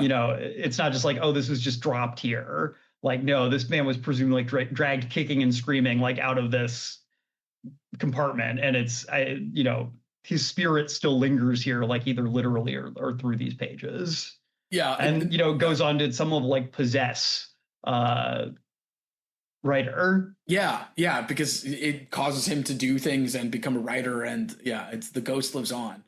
I mean, it's something that I think we'll get to more as we progress here, is thinking about writer's identity. And he remains Hans Reiter after this, but I think that this is really the first section where he is becoming, like he is undergoing I am undergoing a great becoming to become Benno von Archimboldi. This is where he makes contact with Archimboldo, the painter whose name he'll eventually take on. In the journal. And Ansky, who becomes this almost like demonic force that possesses him and like pushes him towards literature as an avocation. And so this feels like a crucial step in his development. We are past the kind of planting phase, and we're into like the growing phase. And so he's no longer an acorn; he is a growing oak tree. Yeah, and he begins to produce novels. He travels. He gets married. He gets married. Ingeborg, who kind of an underdeveloped character, I would say, because she's sort of like a manic pixie dream girl-esque character. A little bit. She has tuberculosis. Right. She loves having sex. Yeah, that's another. Yeah. Her tuberculosis makes her horny, apparently. Yeah, a friend of the pod, Anna, has justly pointed out that a lot of Bolaño's female figures are of this type. So I mean, but he's perfect. Yeah, can't do it all. He gets married to her. He has to swear to the Aztecs, which is an interesting historical resonance in terms of the state mandated sacrifice. And then he starts writing. He finds an editor, Mr. Bubis, and it turns out Mr. Bubis is married to the Baroness von Zumpa. So he encounters her again. And in a part that I think is quite funny, because she thinks Benno von Archimboldi is a name that he made to compete with General Otrescu, and that General Otrescu had a huge cock, and so he has to come up with a huge name to compensate, which I feel like is a very Bolaño joke in terms of competing with him, is what the Baroness says. Also, the Baroness doesn't read any of Archimboldi's stuff because she doesn't like the dark stuff, is what she says, which I think is very funny, but her husband, Mr. Bubis, the editor, loves it, and he decides to publish it. Well, he loves it up until like the fourth novel. Yeah, then he's like, I guess I need to keep this guy around. Yeah, like, it's like, just because I don't like it doesn't mean other people don't. Yeah, the fourth novel, which is that the one that's, because there's a list of them that we compiled just so we could look at them. I think the fourth one is what is it, Inheritance, or is it Bifurcaria Bifurcata, the book about seaweed? I don't recall off the top of my head. There's a lot of this list doesn't even have Ludica or Lurdica. Yeah. So one of the first books he writes is called Lurdica, and then he writes The Endless Rose. And then, yeah, there's like a sex book. There's a book about seaweed. I think Inheritance is the big book. And one of them is described as like a 400, 500 page book. So crucially, we don't get descriptions of the books. Well, we get quick ones. We don't really get any example of the writing. We don't get like a plot summary of any of the books, or like any of the characters described. Yeah. It's very interesting because we get a plot summary of Ansky's ghostwritten stuff, and it sounds crazy, but no plot summaries for Archimboldi's books. We just kind of get vague descriptions. Like, this is the sex one. This is the one that is about the rivers of Europe. So, yeah. But it's really just about the Niper. Yeah, that's it. That's the whole description. It really, it's really good stuff because it makes my mind wonder what these books are about in a nice way. Yeah. I want to take a little step back just because I know we've referenced it, but I do want to talk a little bit about the shift in identity. Yes. Well, yeah, like, we should. Like we mentioned, he goes to visit basically a Romani fortune teller who reads his fortune, but also is basically just giving him advice on just surviving after you've committed a terrible crime. Yeah, of murdering and you a man. get the impression this probably isn't her first time doing this for someone. Well, I wonder if she does it for other officers and stuff. It's based on the coat that she gives him, which is the coat that shows up in the part about the critics. So yes. And there's a great scene where he runs into someone who recognizes the coat, but he lies about its provenance and says it's German made when really it's English made. And the guy's like, oh, I have a coat that looks just like this that was made in the shop in England. They must have taken the design from each other. And it's this really strange, kind of uncanny scene of this weird doubling of the coat. Yeah. But so he goes to this fortune teller. She basically just gives him advice hey, you should probably just, we're just ended. No one's going to be paying too close of attention to a lot of stuff. Just change your name and you'll probably be fine. And of course, he goes for Benno von Archimboldi, which is an incredibly weird, it is a name that is meant to be weird as soon as you hear it, because it's basically an Italian name with a German prefix. And the von usually means royalty, right? I think nobility. Nobility, yeah. Yeah. So that was the if anybody all German nobility had von in their name as a prefix up until the dissolution of the German nobility. And I think there's still some people who retain it as an affectation or as a just part of their name. Yeah. Sorry, I lost. So it is this name that is meant to kind of simultaneously, again, it's semblance. It's this thing which is simultaneously supposed to make him seem non-German, yet has this very obvious Germanic provenance and artificiality too. Yeah. Yeah. It's clearly this is clearly a fake name. Yeah.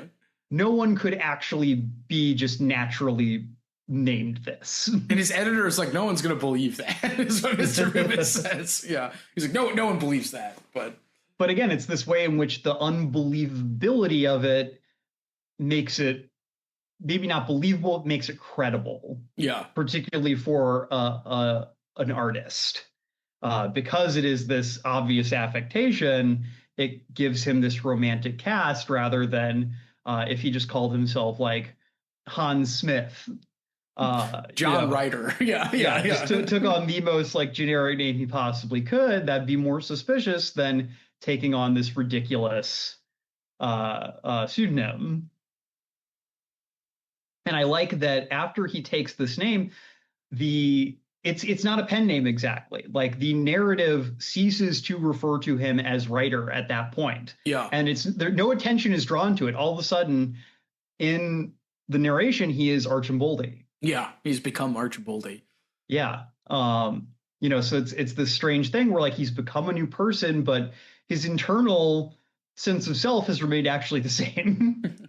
Right, yeah. And he's got the typewriter, you know, he's now a writer. So okay.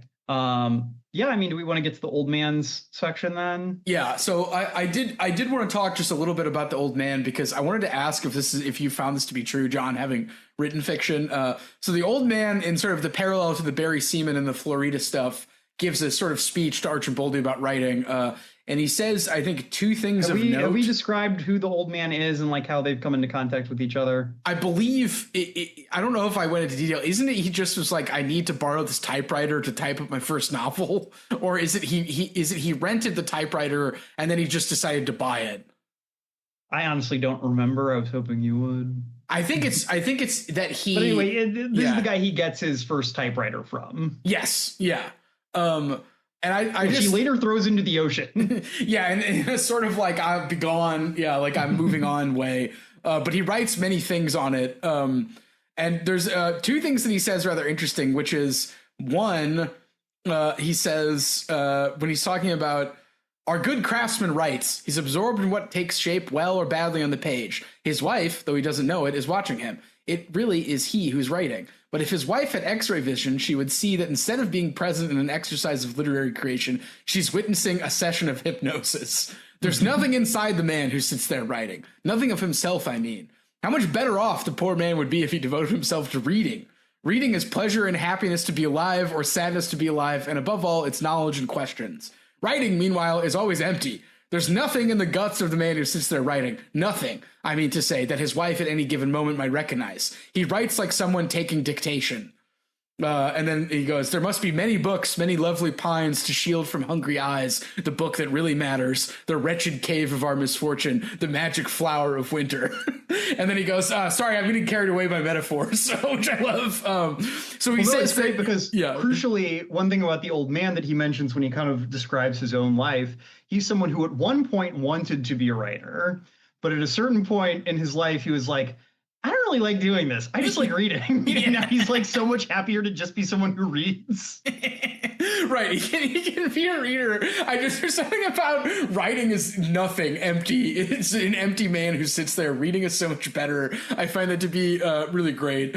And then he says that basically minor works are there to shield our eyes from the masterpieces, to conceal them. Back to what you're saying about concealment. And he says in a very poetic turn of phrase about the apostles that they were there to shield our eyes from Jesus Christ. Jesus is the masterpiece. The thieves are minor works. Why are they there? Not to frame the crucifixion as some innocent souls believe, but to hide it. And so the idea that the true masterwork is so powerful that it needs these minor works to conceal it. And also, yeah, it's just so much better just to be a reader as opposed to be a writer. Do you find that to be true, John? If you sit there writing, you're a man empty, or? Yeah, I mean, so, I mean, with the big caveat here that obviously I'm sure different people have different relationships to artistic production. There is definitely something there that rings true for me.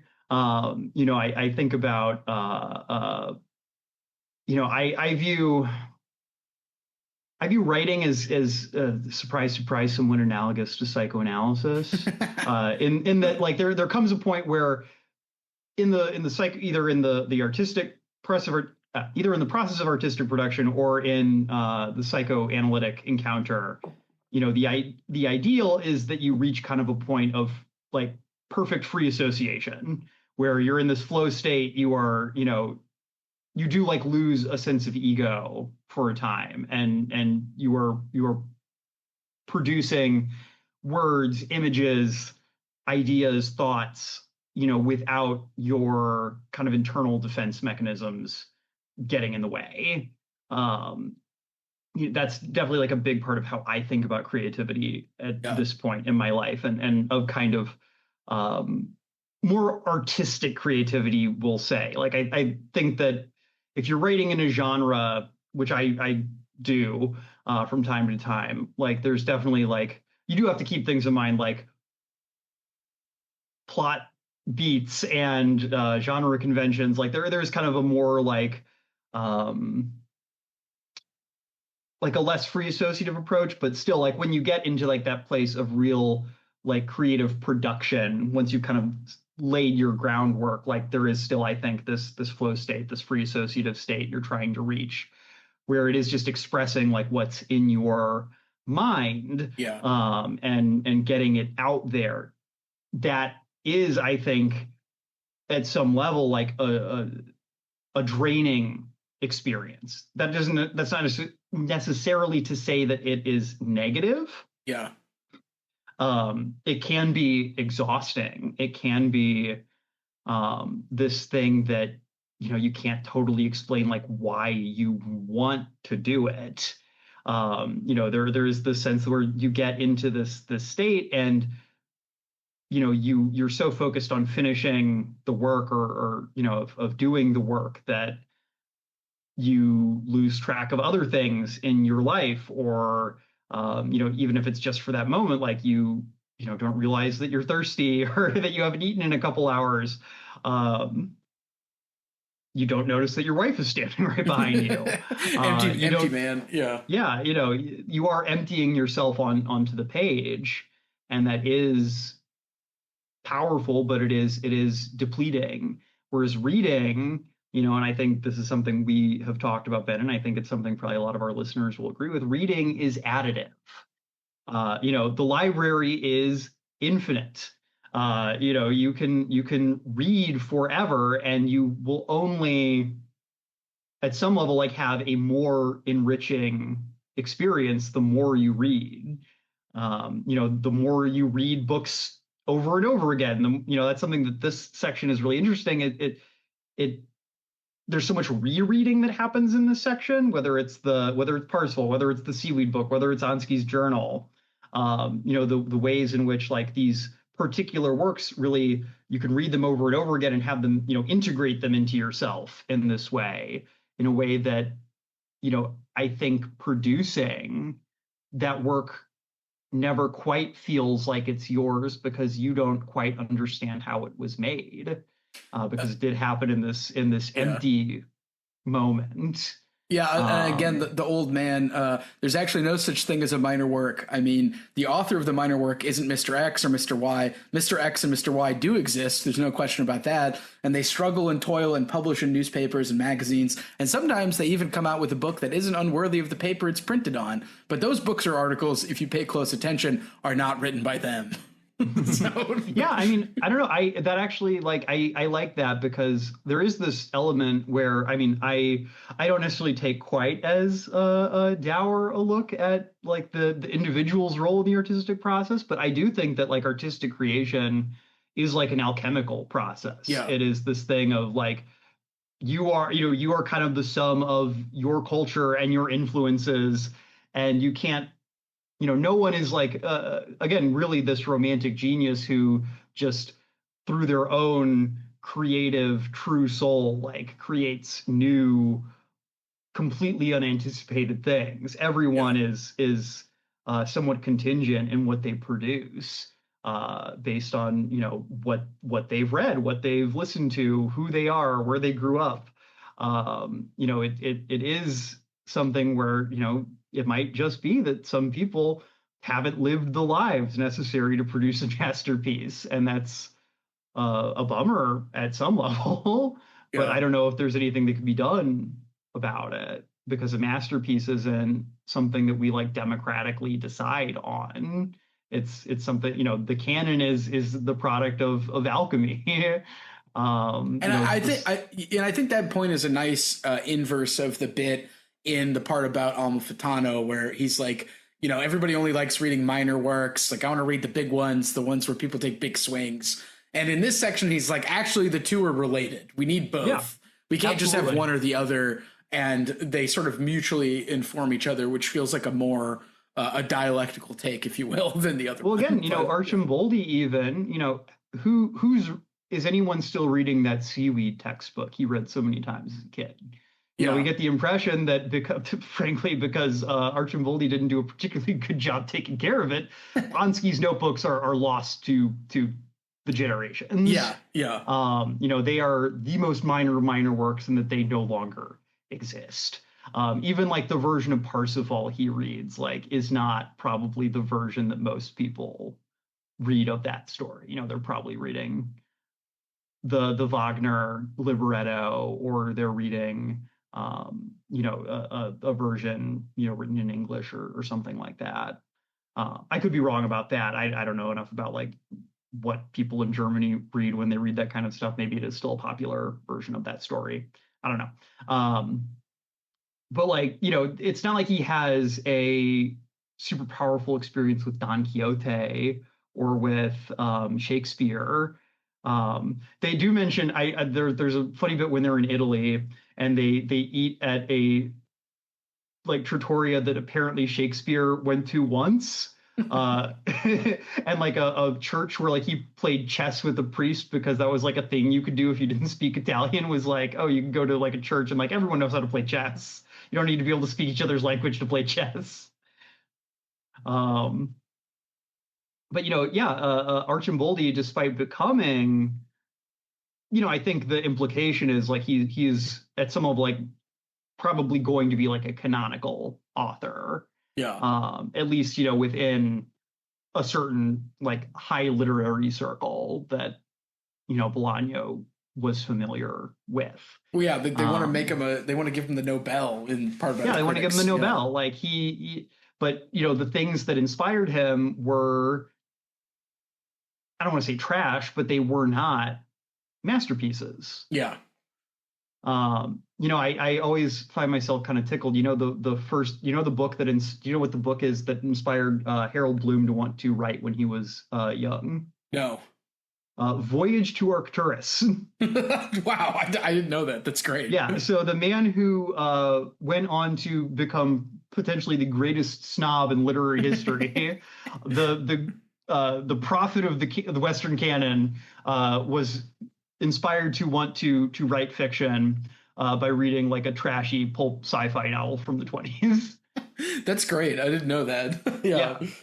So, works. You know, yeah, absolutely. You know, and Bloom was open about that too. Like this wasn't like a secret shame he had. Yeah. You know, I think that there is like a Bloomian reading of this section. You know, yeah. Again, you know, Bloom was a big proponent of the canon, but you know, I think that again, the canon only means anything because there's stuff that isn't canonical. Yeah, and that's where the old man says it's like a forest, and there's various things in the forest. So yeah.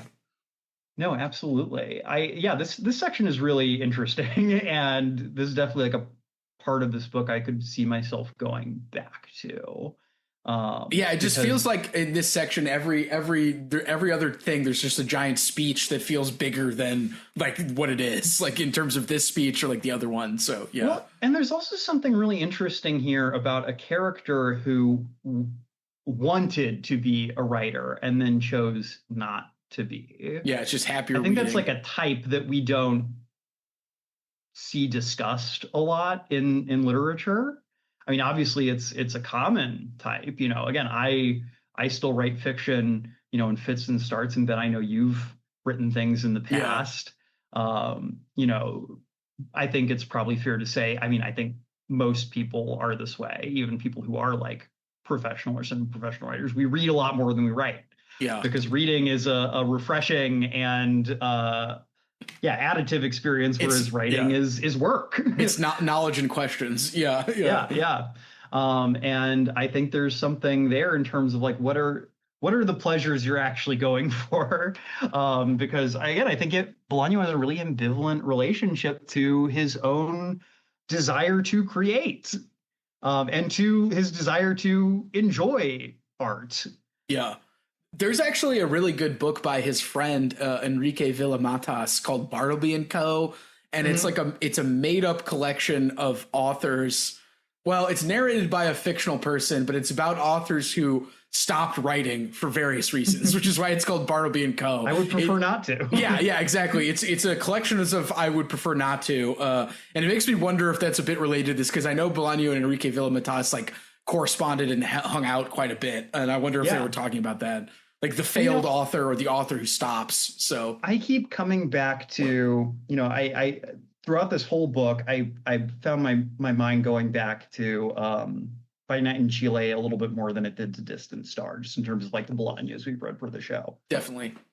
And I kept thinking about the scene that really hit me in that book of the fancy art party with the CIA torture dungeon in the basement and the artist who stumbles in there looking for the bathroom right, and has to make like a very swift exit. And it's also revealed like in a similar horror-esque situation where it just like slowly goes down to the basement. I mean, I think for me, like that is when I think about Bolaño and what I think about what Bolaño is trying to communicate in a lot of his work, that is it.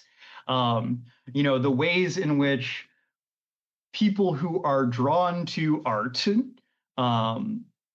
somewhat inevitably end up stumbling across the real, in this search for the types of experiences that, will give them artistic inspiration or seeking like a realer, truer, experience of art, looking for the most intense thing you can see, after you've gotten bored of whatever they're showing at your college art gallery.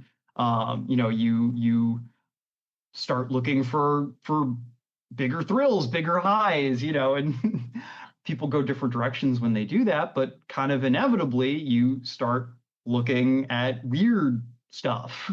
And eventually that weird stuff turns into dark stuff, and that dark stuff turns into the real. Again, a lot of people, like the artist in By Night in Chile, looking for the bathroom, they stumble back out and they do their best to not think about ever seeing that again. And I think I get the impression from Bolaño, he's someone who didn't necessarily start political, or at least he understands that temperament. He is someone who strikes me, and again, maybe this is me projecting my own experiences, but I wasn't interested in politics for most of my life.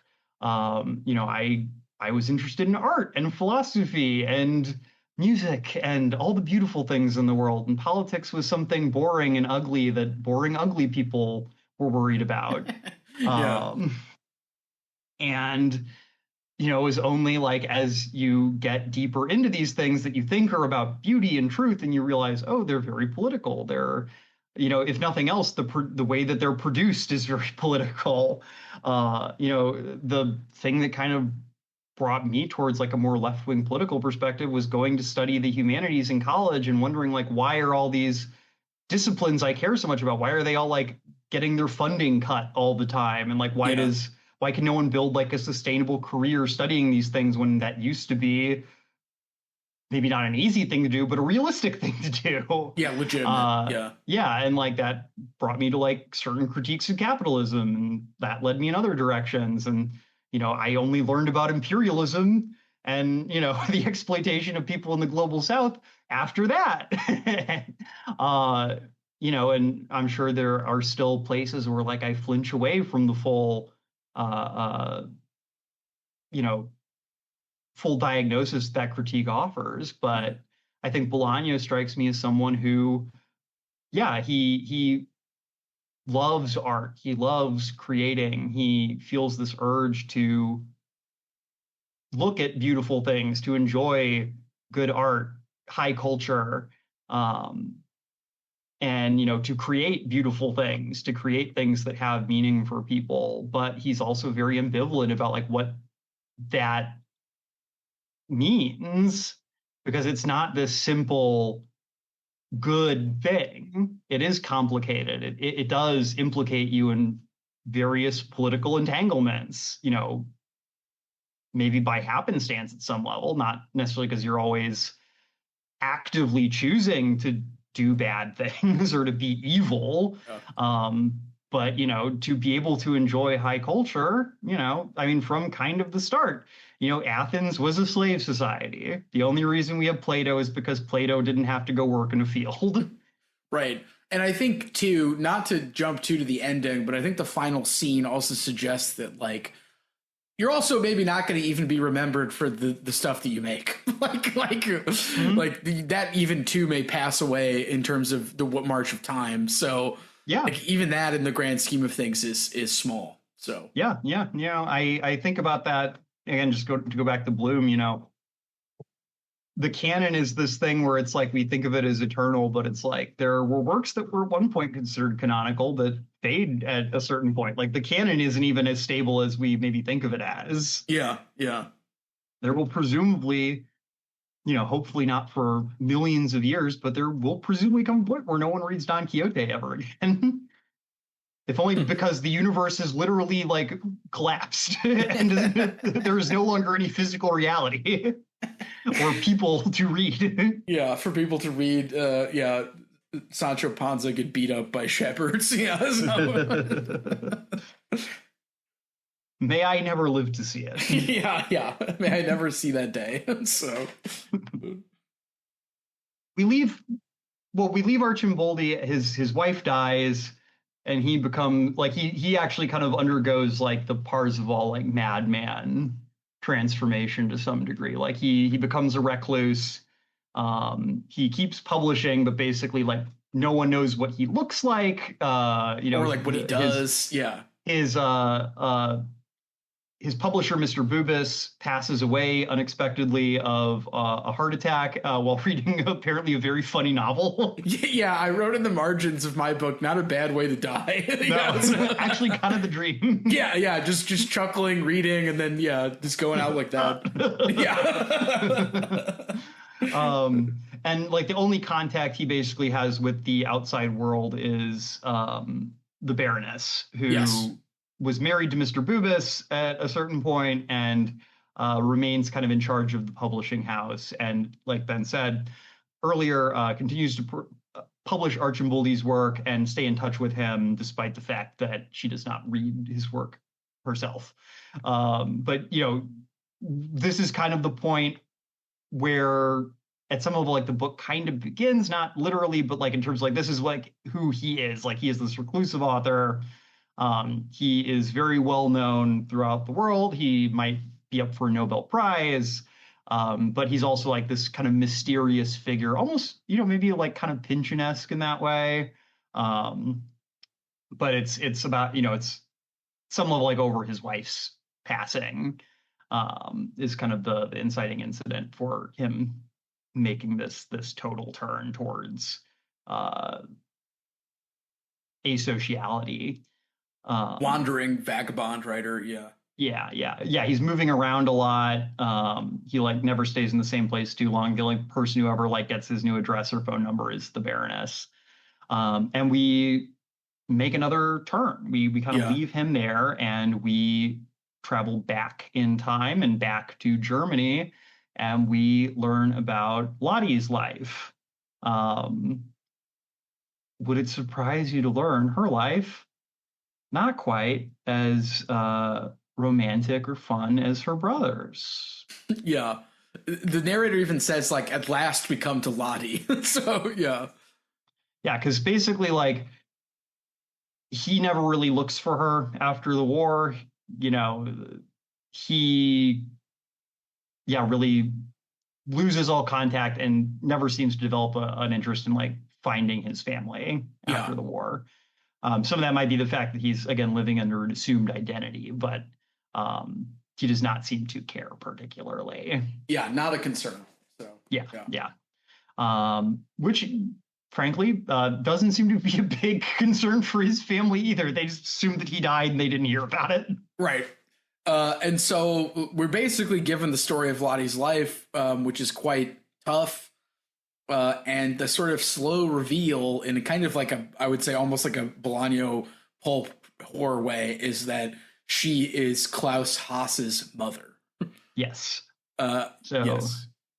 Yeah, we basically, she marries like some guy, Werner, though Werner seems like a very nice man, actually. which I guess does kind of create the tension of like, well, why is their son evil? Yeah, so they have a son. He grows up. He's a little bit like Archimboldi in that like there's clearly something off from him about him from like a very young age. He gets into trouble a lot with the law. We know he commits at least one like sexual assault before he's even an adult. He apparently like never has girlfriends, and mysteriously like women start disappearing around. I think they live in Paderborn is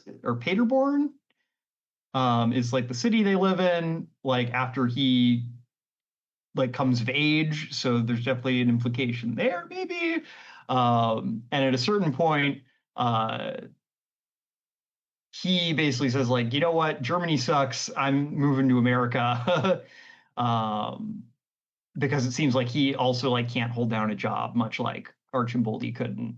It seems like he's very eager to leave. So yeah. And it might be a similar thing as well as like, oh, they can't find me. I need to make myself scarce before something is figured out. Yeah. And Lottie hears from him very occasionally, and then one day she gets a call saying that he is in prison in Mexico for serial murder. Yeah, and it's quite a disorienting bit for her because she hadn't heard from her son in a while because he wasn't particularly communicative. So yeah. And Lottie is,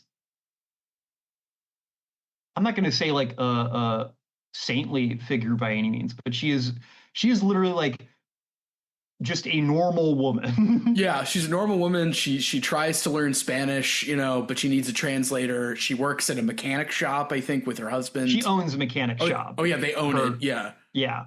So she's like petty bourgeois. It's her life is very matter of fact compared to what we've just been reading. Yeah. She does not have like this romantic or artistic temperament in the slightest. Maybe because again she had like this level of deprivation that her brother never had to deal with like harsher realities in like more intimate ways than he did. And yeah, she's just a normal woman. And so in a very normal way, she's like, you know what, my son's in trouble. I have to go see if I can help at all, or like if he did, like, I don't think he did this, but if he did, like, I need to be present in some way. Yeah, I need to like there. Accept that fact. Yeah. So she flies to Mexico, like Ben said. She does, like, she tries to learn Spanish, like she's doing her best here, in like a very earnest way. But something a little odd happens on the way to Mexico, and that's that she picks up a book on her flight to Mexico by one Benno von Archimboldi. His latest novel, a slim little tome of about 150 pages, called The King of the Forest. Yeah, and we should mention real quick what it's described as sounding like, because it is quite significant for 2666. So, 1 second. The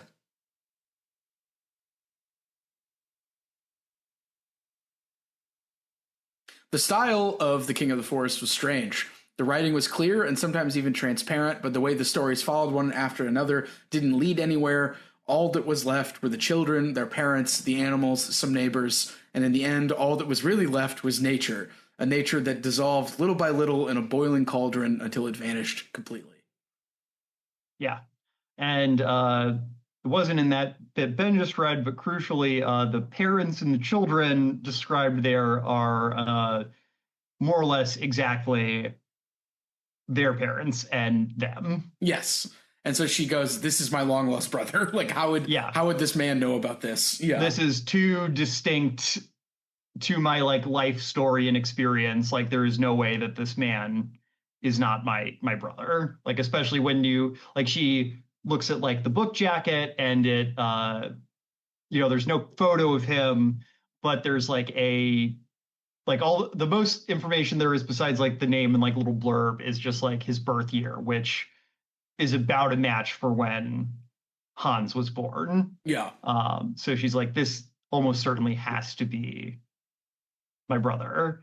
And again, it's crazy. She's assumed that he has been dead for, at this point, like, let's see, like almost 60 years. Yeah, I think so. Yeah. Like, yeah, because he says when they do make contact, like he's over 80 years old at this point. Right. Yeah. And that means she is like somewhere in her 70s. And so, like, yeah, she is like completely like moved on. You know, I don't even mean that in like a callous way. Like, it's been 60 years, and she finds out again. I can't even imagine what that would be like because I haven't even lived like half that long. Yeah, just out of the blue, sort of realizing that this. Yeah. Again, and he's quite old. He's like 80. So yeah. They get in touch with each other, and she basically just asks him for help. She says, "Can you take care of it all?" Is what she says. It's like I mean, it's kind of this thing where it feels like she's kind of almost barking up the wrong tree, because it's like, just because someone's like a Nobel nominated author doesn't mean they have like any political clout in Mexico. Yeah. But, you know, she wants to help her son, and this is kind of like the last best hope she's found. It's like, oh, my brother is famous, presumably like quite wealthy. Yeah. Maybe he can help clear this problem up with my son. And he agrees that he'll try. Yeah, this way this goes, and he leaves for Mexico. And Archimboldi sat down and stretched his legs. The bones cracked. "Will you take care of it all?" "A beer," he said.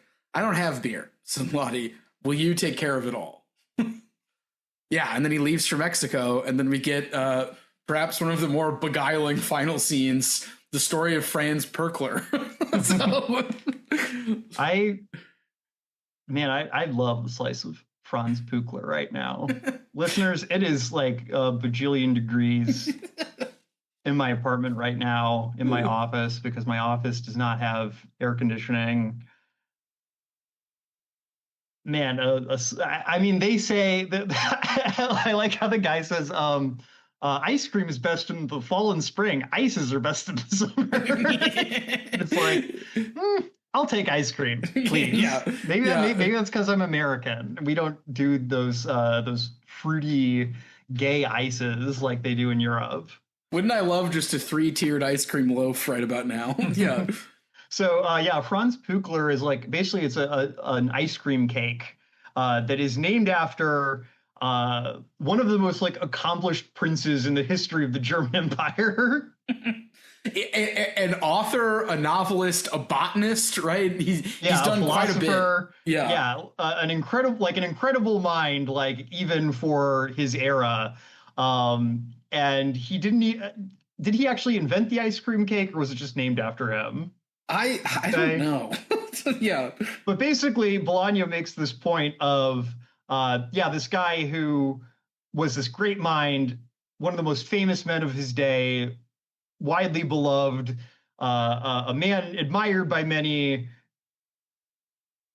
who did so many things to such a great level, like a truly like a world-class mind and man of his era.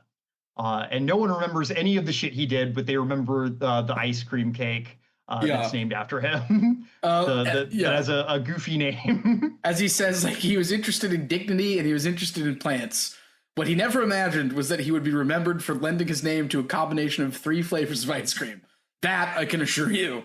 So what do you think? and Archimboldi's like, I don't know. And then he's like, a mysterious legacy, don't you think? You're right, I do. That's it.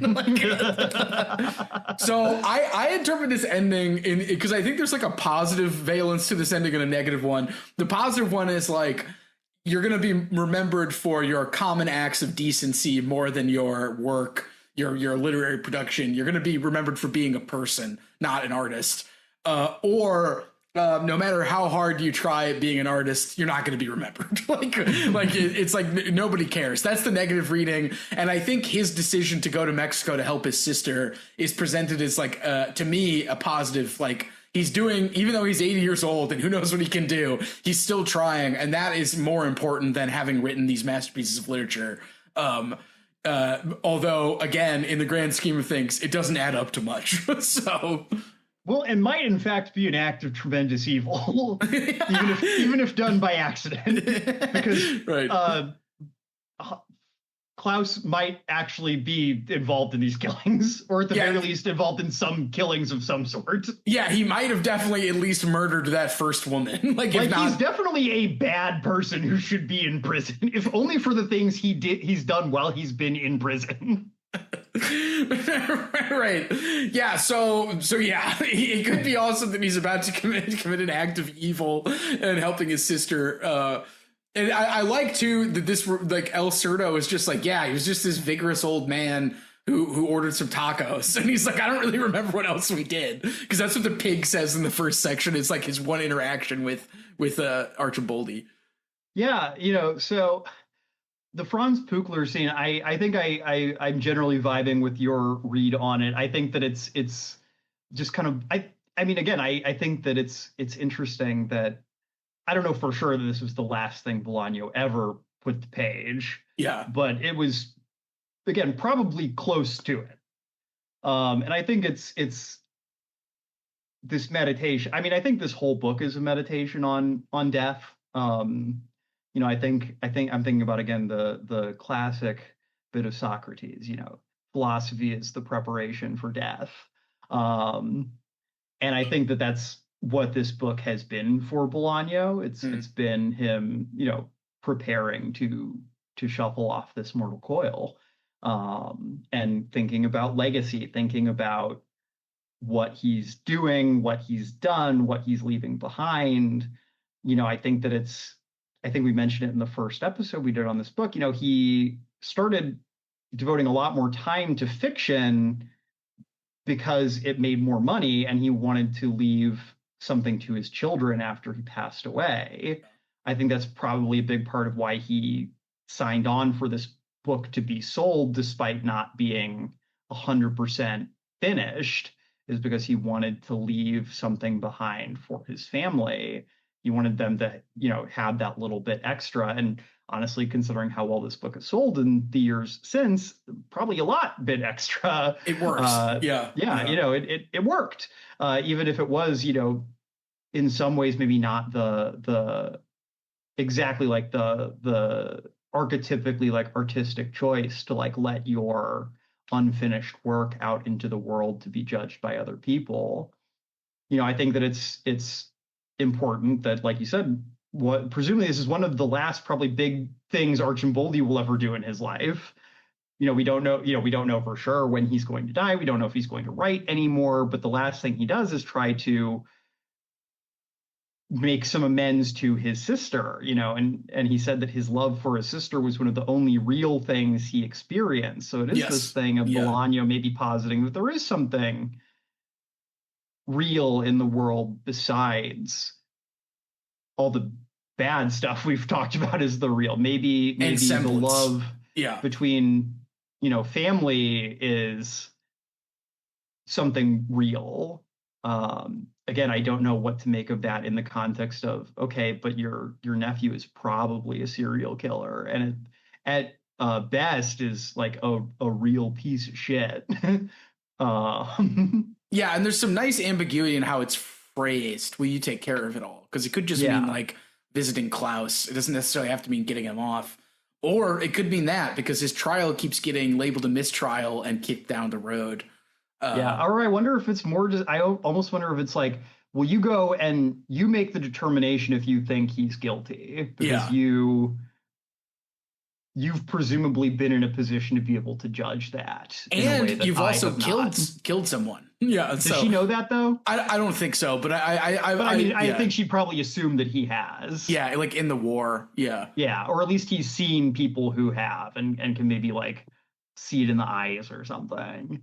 But it's interesting, and I think that the Franz Pukler is again an interesting bit because I think again we said this in our first episode for this series.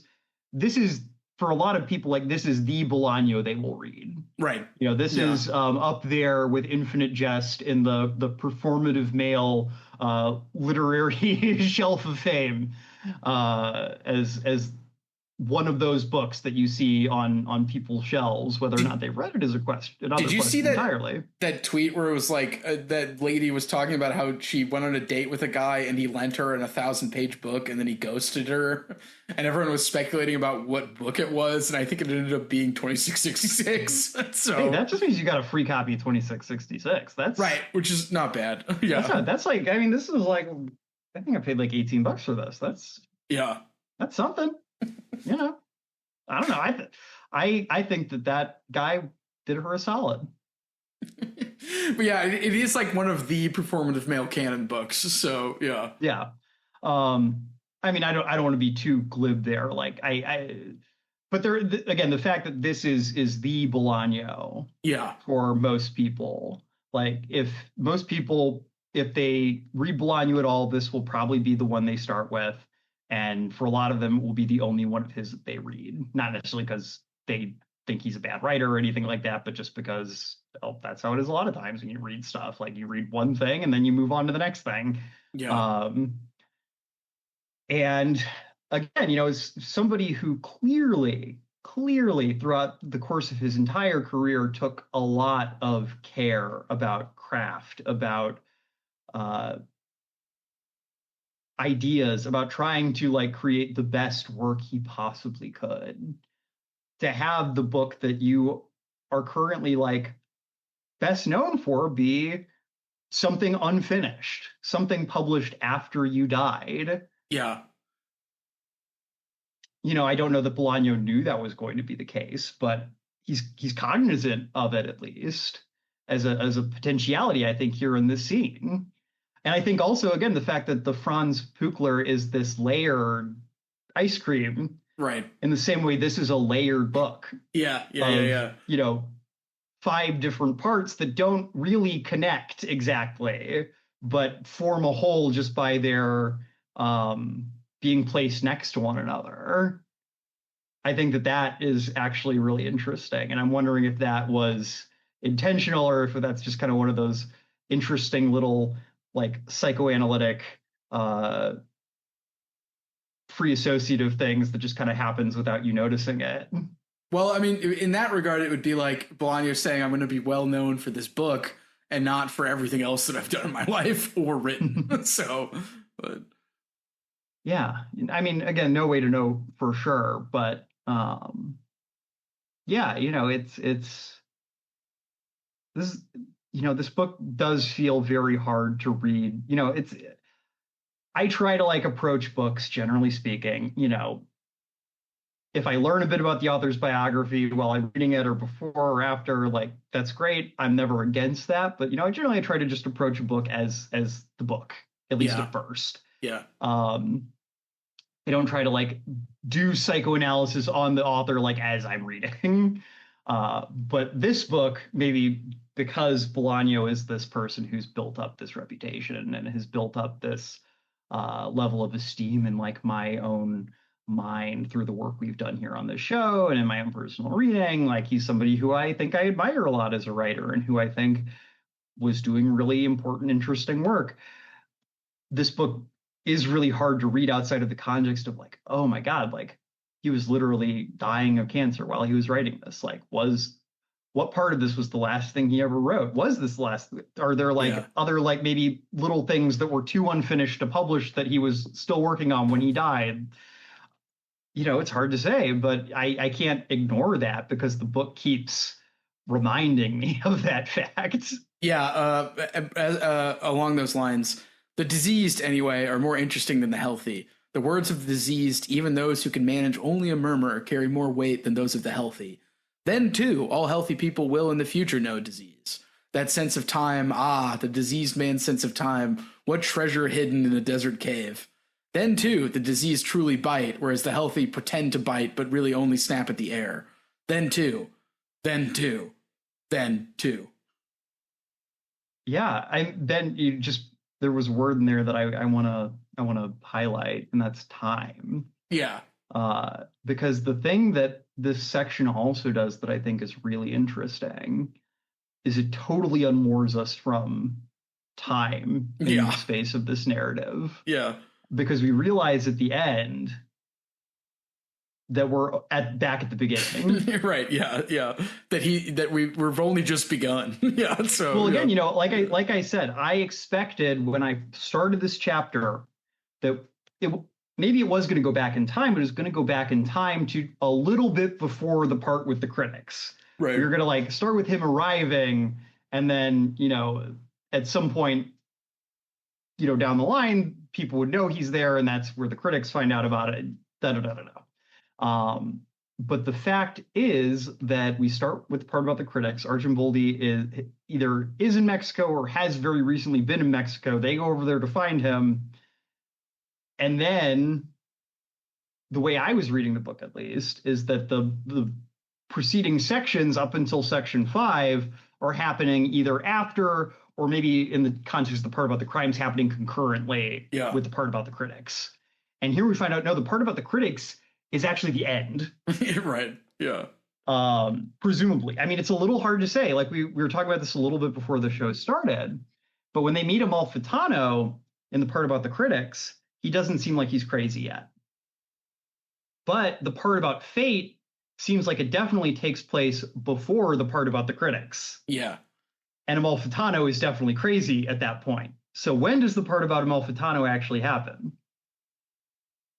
Yeah, it feels like it happens because he doesn't appear to be crazy in the part about the critics. He's hanging out with the dean's son, and the dean's son is in the part about Amalfitano too. So it's like, I don't know. They feel weirdly really close to each other in terms of chronology, unless Amalfitano is crazy during the part about the critics, which is why he delivers that anti-cave speech. So, which is possible, but it doesn't feel clear. Like it does feel like when Oscar Fate goes to Amalfitano's house, he seems like a different person than he does when they meet him in the part about the critics. Yeah. And the part about fate definitely takes place before because Klaus Haas has only just been caught at the end of the part about fate. And in the part about Archimboldi, I think a couple of years pass with the sister trying to help her brother. Yeah, there's 2 years in between. And so it's kind of this thing where even the timeline feels like it's resisting our attempts to understand what's happening. Yeah. Which again just feels so true to Bolaño's refusal to just tell us what the fuck is going on. And I mean, I feel like all books have all big books rather have a kind of circularity that they're attempting to manage. So, and this is not a critique at all. It's just a fascinating thing to notice.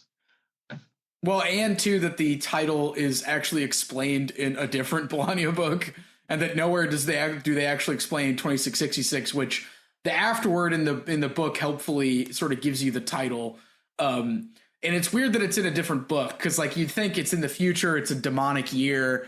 And, in the back of the book, the narrator of the book Amulet, which is what it's from, refers to it as she gets this vision where she's with these two younger guys. One of them might be a Bolaño stand-in. And she says, we walked down the Avenida Guerrero. They weren't stepping so lightly anymore, and I wasn't feeling too enthusiastic either. Guerrero at that time of night is more like a cemetery than an avenue, not a cemetery in 1974 or 1968 or 1975, but a cemetery in the year 2666. A forgotten cemetery under the eyelid of a corpse or an unborn child bathed in the dispassionate fluids of an eye that tried so hard to forget one particular thing that it ended up forgetting everything else. Which is sort of like a kind of almost like Lovecraftian horror of the future and forgetting that the book seems to point at, if not to clearly explicate. So yeah. No, definitely. I need to read that one. Amulet's great because it's just her sort of monologue. One of the few novels that a female character monologues that Bolaño wrote. So yeah, definitely. Yeah, so I mean, it's honestly, I think it's a masterpiece, although it's a strange and sort of elusive, maybe. Like the idea of this, the parts speaking to each other but not clearly, and the things that it says about, like, yeah, just global politics, the relationship between politics and art, who matters, whose death matters in, like, the global world. I think it's pretty unparalleled. I think it's brodernism. Throw it in the trash. Wait, no, it's in Spanish. It can't be brodernism. Only books in German and Russian can be brodernism. And Hungarian. And Hungarian, sorry, yeah. We're taking it out of the trash. Yeah. Only languages that the guy who wrote that article doesn't speak can be brodernism. The languages you can't pay him money to translate from. I mean, if you're going to have a book that a lot of guys read, I feel like you can't go that bad with this. Sure, maybe the manic pixie dream girl stereotype is a little unfortunate, but there's a lot of other more important stuff that people should think about that's in this book. It's also not that big a part of the book. Yeah. So, yeah. Like, yeah, I mean, there's definitely, you can critique how he portrays Ingeborg, but I feel like that's more a product of probably just like the constraints of writing a novel this long, where each section is its own kind of self-contained. You only have so much room. Right. Yeah. But I think, like, yeah, for, questions of art, questions of, like, doing an ethical act, questions of the first world being propped up by the second and third world. It's like, yeah. Yeah, no, I mean, it's like you said, man, it's a masterpiece. It's not shocking to me that I think we've managed to probably fill over 8 hours of time collectively talking about this book. And frankly, I'm sure we'll continue to talk about it, like, either here on the show in passing or just in our own personal conversations for many years to come. Yeah, stay tuned for the supercut. I'm going to upload a giant episode on YouTube just for laughs and giggles. So stay tuned, listeners. It. Yeah, it'll be. I'm thinking of naming it something like "Two Guys Talk About 2666 for 8 hours" or something like. two boys, one novel. Yeah, I mean, I feel like we really kind of did do a good job summing up our thoughts over the course of this episode. I don't feel like I really have much else to say kind of in summation. Well, I'm glad that you've undertook this journey with me, John, because I know it was your first time. It was my third, but I feel like I found it just as good as the first two times. So if that's not a clear mark of a masterpiece, I don't know what is. So absolutely.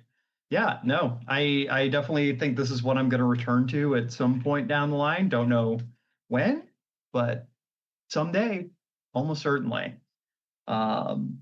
Well, we're going to be back here in 2 weeks with one of our kind of closeout episodes for what I think we've decided to entitle our Summer Bad Vibe season.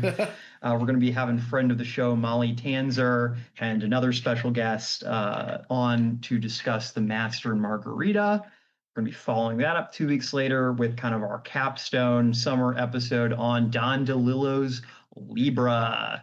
So definitely going to have some bad politics and bad vibes all around to go with the general decay of our social order here over the last couple months. So yeah, we can it'll be fun. Yeah. Come stay cool with us, read some books, ignore the world on fire around you for a little while. So yeah, as always, please like and subscribe to the show. If this is your first episode, please feel free to go through our back catalog. Plenty of fun stuff there as well. Though I do think that this series is actually probably the thing thus far I'm proudest of that we've done for the show. So yeah, we hope you'll join us again soon. But until next time, Semper Books. Semper Books.